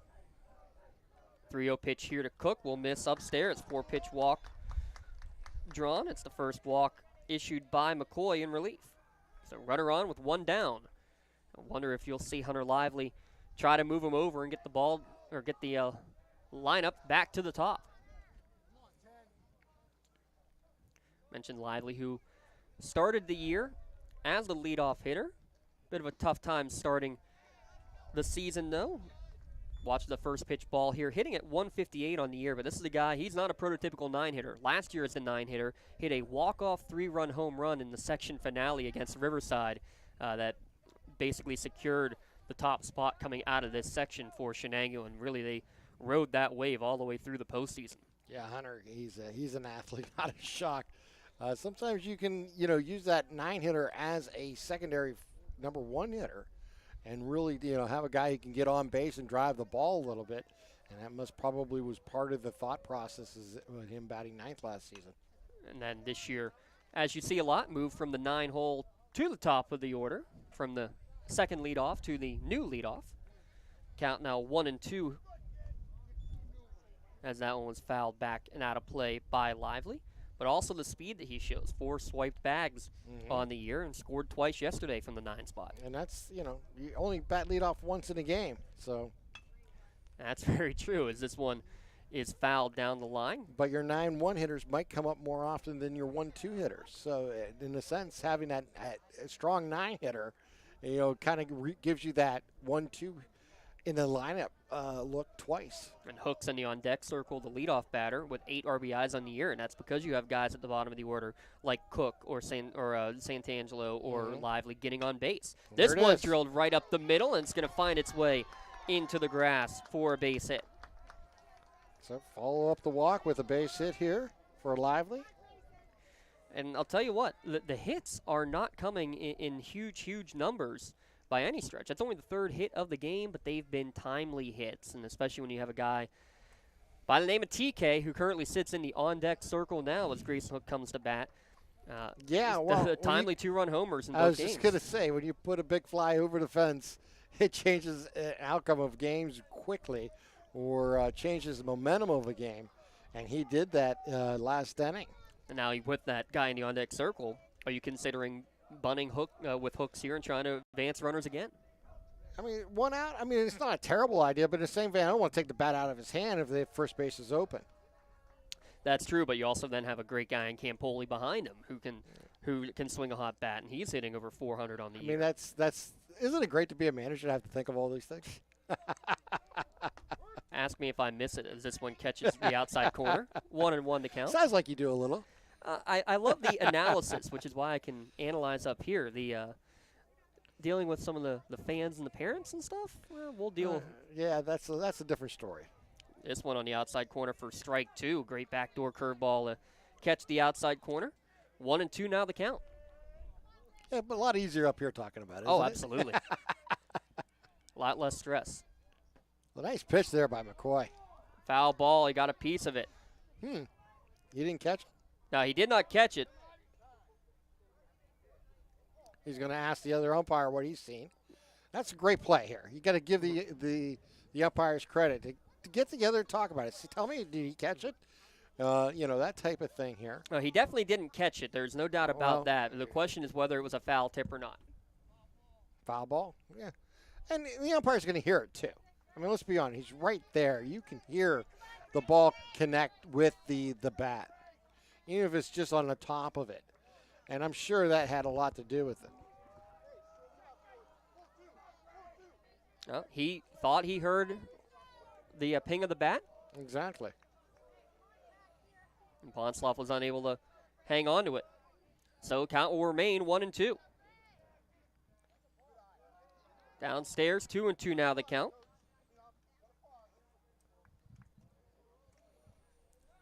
Cook, the runner at second. Lively, the runner at first.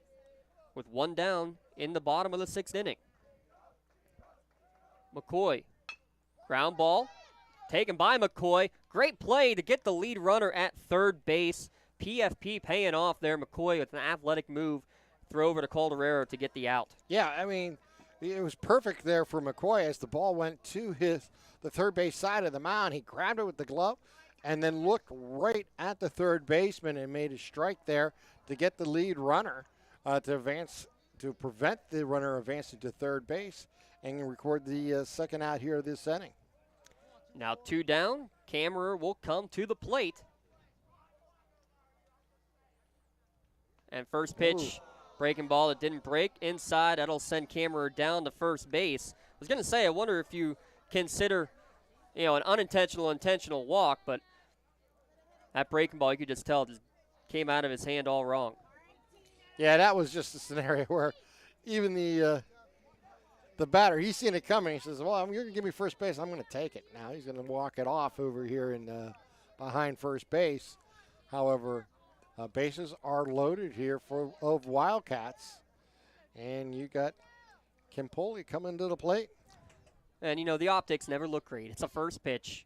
It hits the best hitter on the other team. I know what it looks like. That's a breaking ball. It's a breaking ball. I mean.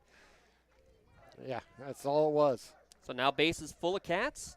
Campoli to the plate, and you can see even that one. That one on a breaking ball came out of his hand a little bit off. So now there's nowhere to put him, though. Yeah, McCoy seems to be lost his release point here the last couple pitches. Campoli, 13 ribbies on the season. The Mercyhurst product swings through that.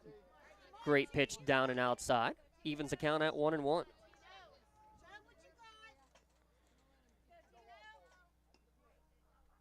Lively at third, Hooks at second. Kammerer at first, bases loaded.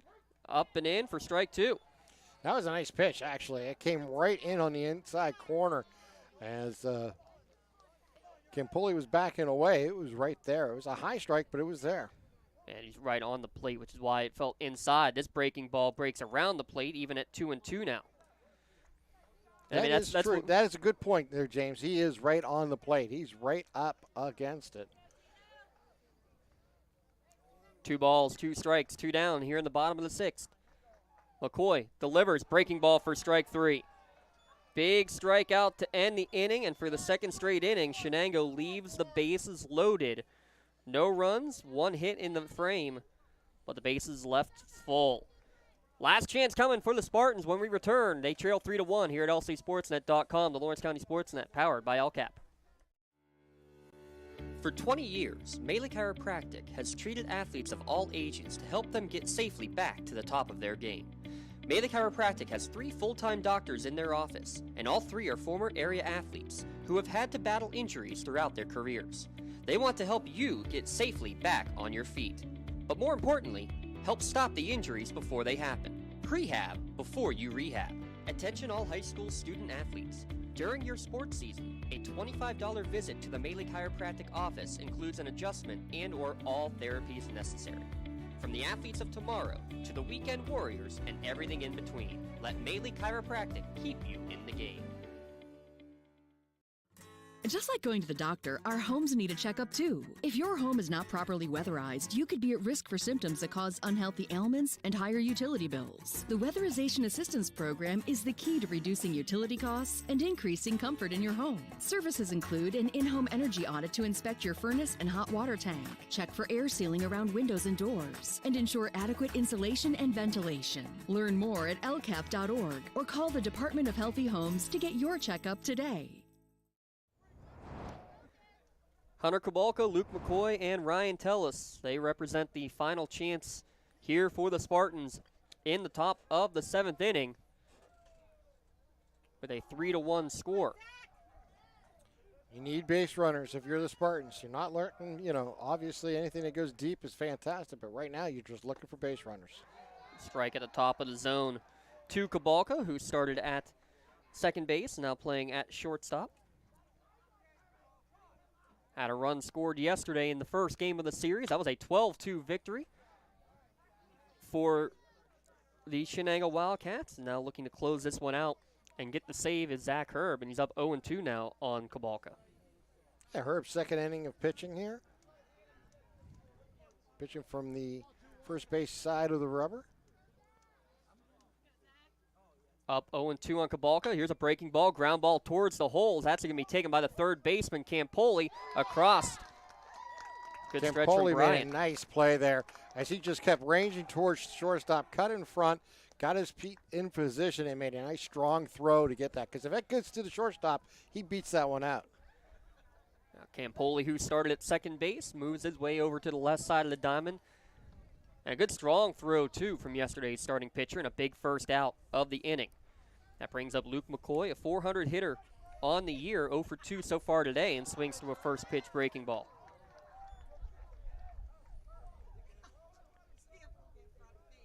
Four doubles and a triple on the year. This one off the end of the bat, a lot of spin on it, but it is going to go foul. And how about Herb working ahead? 0-2 to the first batter, 0-2 here to McCoy. I mean, that's exactly what you want to do as a relief pitcher. Especially working your second inning, you just want to go right at the hitters and make them work. Cool, cloudy day here at Chuck Tanner Field. Cats trying to complete the sweep. Here's the 0-2. Swung on and missed. Ziegler thought he caught it just to make sure he will complete the putout. 2-3. Second strikeout for Herb, and now the Spartans down to their last out. It'll be Ryan Tellis coming to the plate.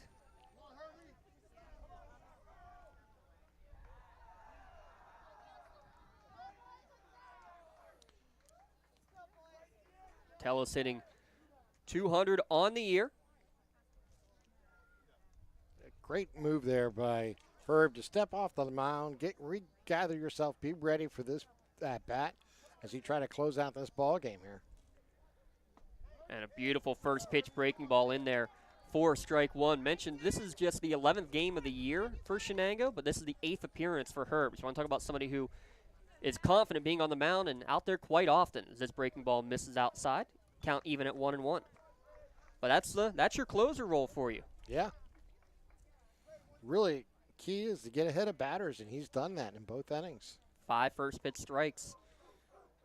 Actually, 6 first pitch strikes out of his 7 batters face. There's a line drive just past the diving Caden Cook.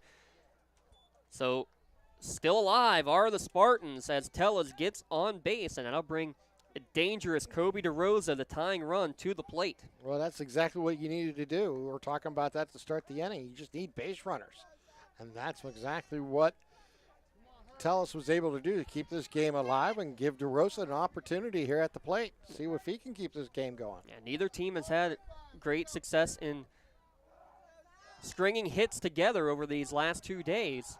Can Laurel get some magic here in the top of the 7th? DeRosa at the plate is the tying run. Breaking ball just misses upstairs for a ball.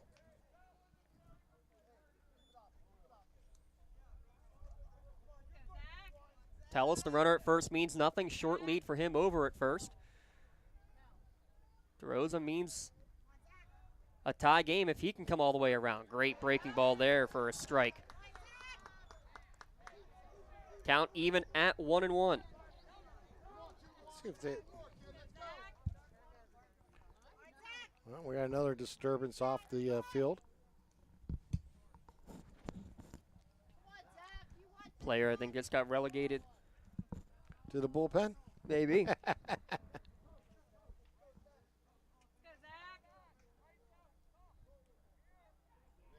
Yeah, something said from the bench.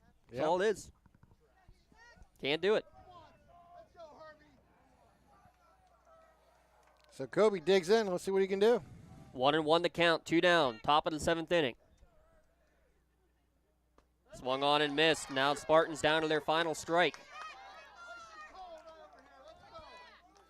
Yeah, you got to love the composure there of McCoy, just sitting on the mound waiting for the opportunity to throw strikes.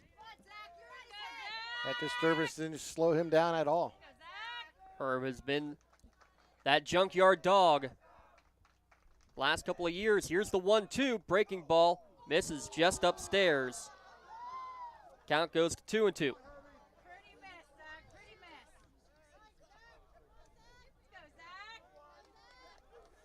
No emotion whatsoever out there. Ready to dig in. 2 balls, 2 strikes, 2 down. Kicks and delivers. Misses high and away. Count runs full, so that means now Tellez can be off and running at first base. And they're not even going to hold him. Bryant's going to go back and field the position. That's the correct move with 2 outs and 2 strikes. Now DeRosa asks for time and is granted. The out's all that matters here if you're on the Wildcats. Lead runner means nothing. 3 balls, 2 strikes. There goes Tellez. Breaking ball called, strike 3 on the outside corner. 2 strikeouts in the final inning. Herb will get the save, and the Cats with a 3-1 victory to complete the sweep over the Laurel Spartans. D'Angelo the win, Herb the save, a 3-1 final here from Chuck Tanner Field. We'll be back in a moment to recap it all when we return. The Tri-County Principals postgame show on the other side of this timeout at lcsportsnet.com, powered by LCAP.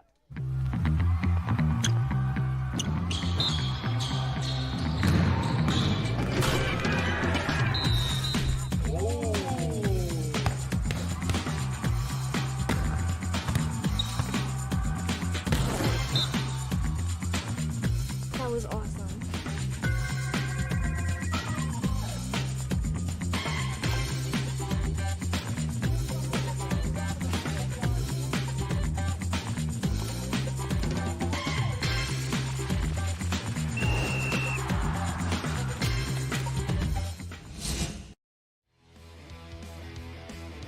When the high school season heats up, make sure you have the best gear to support your school. Head to the Red Zone on Wilmington Road in the Shenango for all your county sporting apparel needs. From sporting goods to custom apparel to embroidery and more, the Red Zone has it all. quality gear for all 8 schools in the County of Champions. Stop by and enter the Red Zone or visit them online at theredzonesports.com. Score big at the Red Zone. I think the key to any attorney-client relationship is trust. My father told me a long time ago, the definition of personal integrity is really simple. Do what you say you're going to do. At LGKG, we've been doing that for over 80 years. For 20 years, Melee Chiropractic has treated athletes of all ages to help them get safely back to the top of their game. Melee Chiropractic has 3 full-time doctors in their office, and all 3 are former area athletes who have had to battle injuries throughout their careers. They want to help you get safely back on your feet. But more importantly, help stop the injuries before they happen. Prehab before you rehab. Attention all high school student athletes. During your sports season, a $25 visit to the Melee Chiropractic office includes an adjustment and/or all therapies necessary. From the athletes of tomorrow to the weekend warriors and everything in between, let Melee Chiropractic keep you in the game. Has your child's early education slowed down or even paused due to the pandemic? This is crucial time you can't get back. LCAP can keep your little learner on track for success. We have options for working and non-working parents with in-person childcare and age-appropriate virtual learning to keep them busy and engaged. Parents, don't hit pause on early learning. Lawrence County Community Action Partnership can jumpstart their future. Learn more at lcap.org. It's the Tri-County Principals post-game show here at lcsportsnet.com, and another dandy out here on the ballpark at Chuck Tanner Field, a 3-1 victory for Shenango. Combine that with the 12-2 victory yesterday, and the Cats complete the sweep over the Laurel Spartans, and that does a number in terms of the standings. Riverside taking on Southside Beaver today. If they remain undefeated, they would now be at 7-0. Laurel now at 6-2. The Shannock against Summit Academy in a doubleheader today. They're likely going to be at 6-2. Shenango a half game back at 6-3. It is a wide open field now. Those 4 teams pretty solidly, it would seem to be in the playoff hunt. Southside Beaver at 3-4 coming into today's game. But this is absolutely huge for Shenango in terms of keeping their playoff hopes alive. Coach Kelly said it after the game yesterday. If yesterday's was a must-win, getting both of them just icing on the cake, and to do it against the formerly undefeated Laurel Spartans and giving them a pair of losses here, Tim. Very impressive stuff here for Shenango. It really was, and you got to give Braden D'Angelo a lot of credit. Pitched the first 5 innings, pitched to contact. Just really tried to work his way through, and they were really able just to use the defense, get some outs. He stayed ahead of hitters when he had the opportunity. Did a really nice job keeping the Spartans off balance all day, and really did a great job. And, of course, Herb followed that up and did an excellent job closing this out for them. And then on the other side of the coin, I thought Logan Ayers actually pitched a really great game. Mm-hmm. He gave up some walks, and he had runners on base 4 out of the 5 innings that he was out there, but he was really competitive. He kept them out. He wiggled himself out of some trouble a couple different times. Did give up the home run, the difference in the ball game, but that was probably around pitch 85 of his outing, and it was quite impressive, I thought, what he was able to achieve. I know he's their number 1. Needless to say, he battled here today. Yeah, Tyler Kammerer with that 2-run home run in the bottom of the 5th inning. That right there, worthy of your LCAP Player of the Game award.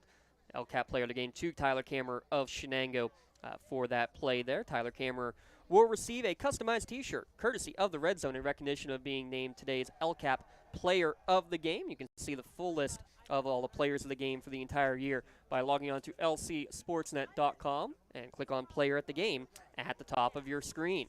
Again, congratulations, Tyler Kammerer of Shenango for today's LCAP Player of the Game award. LCAP, changing lives. One of the game-changing plays early in the game, too, Tim. We got to give a big shout-out to for Zach Herb for what he got on the Player of the Game award. Talk about that bunt play and how significant that is to be able to corral that bunt. It really was. It was a play that when they squared it, they showed it earlier, and they just missed the bunt, and then they came back, and he did it, and he popped it up. But it was in between third base and the mound in front of the pitcher, and he was never going to get to it because he was falling away the other way. Herb come racing in from the third base side, dove for it, and made the catch and preserved the runner from moving from first to second by recording that out. With that, he is our Maley Chiropractic Play of the Game Award recipient. Maley Chiropractic and LC Sportsnet proud to honor Zach Herb for today's Play of the Game. He will receive a customized T-shirt as well, courtesy of Maley Chiropractic, in recognition of tonight's Play of the Game. And video of that play could also be featured on the Trib Live High School Sports Network standout platform on Twitter and Instagram. And you can always view it by going to lcsportsnet.com. Click on Play of the Game. Let Maley Chiropractic keep you in the game like that play did. Zach Herb, congratulations. Your Maley Chiropractic Play of the Game. Shenango got their first run of the game in the bottom of the fourth inning. They were trailing 1-0 at that point. A leadoff walk drawn by Zach Herb, advances to second on a pass ball, advances to third base on a ground out, and then ends up scoring the tying run on a 2-out reach on error. Jason Malley grounded to second base. That was had a lot of spin on it. Kowalka could not hang on to it, and that is what tied the game. Laurel scored a run themselves without an RBI after Pasquarello singled to lead off the inning, advanced to third on a singer from Connor Ponsoff, ends up scoring on a wild pitch. So 1-1 was the score, or 1-0 Laurel led after 3. Shenango tied it up there in the fourth. And then that fifth inning, that was huge for the Cats. Lively struck out to start the inning. A 1-out walk from Grayson Hooks put the runner on base, and Kammerer took a 1-1 pitch. Opposite field, too, Tim. Didn't get a chance to talk about that much, but the Oppo power for that two-run dinger, his second two-run home run in as many days. It went right center power alley, and being a right-hand hitter, he hit it. He struck it perfectly. The center fielder and the right fielder went back, and then once they got to the track, basically in that area, they gave up on the play, and in the process, the ball went over the fence for the homer, and it was quickly a 3-1 lead here for Shenango. And then they were the shutdown in the last couple innings was Herb. 2-out single from Tellis gave him a chance in the seventh inning, but a strikeout to end the game. 3 strikeouts for Herb in 2 innings work. He gets the save. Shenango again now at 6-3 in section play. Spartans now at 6-2 in the section. Well, another great game, another, frigid day, but we made the best of it, and we're glad we were able to get some games in. A lot of games getting suspended across the area, and we're down now to just 2 weeks left in the section season, if you can believe that, Tim. It does. It does quick. I mean, it really, truly does. I think a lot of it has to do, that feeling with it, is because of the series, the home and away type series that we have this season, and I got to be honest, I love that. I love the idea that it is the same school you're facing, on back-to-back days.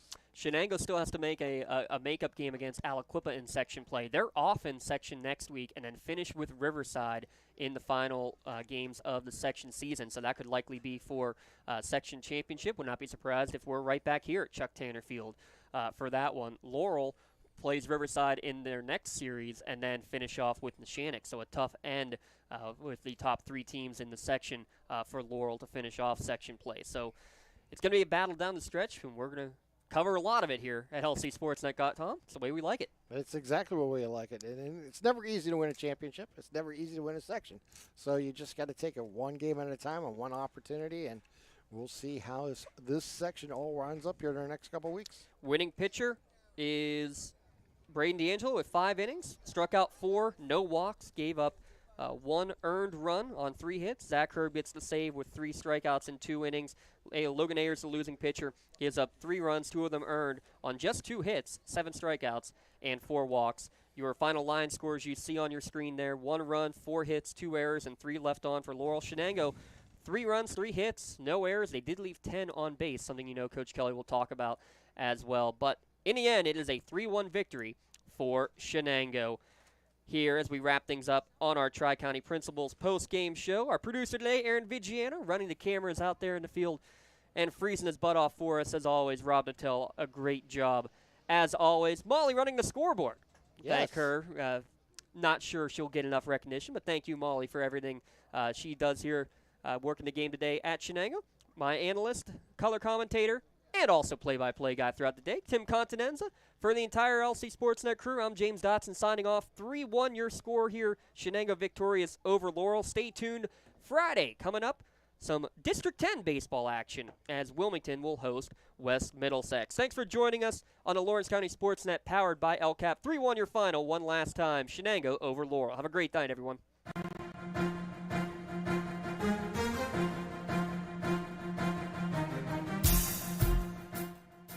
This is the Lawrence County SportsNet, powered by LCAP.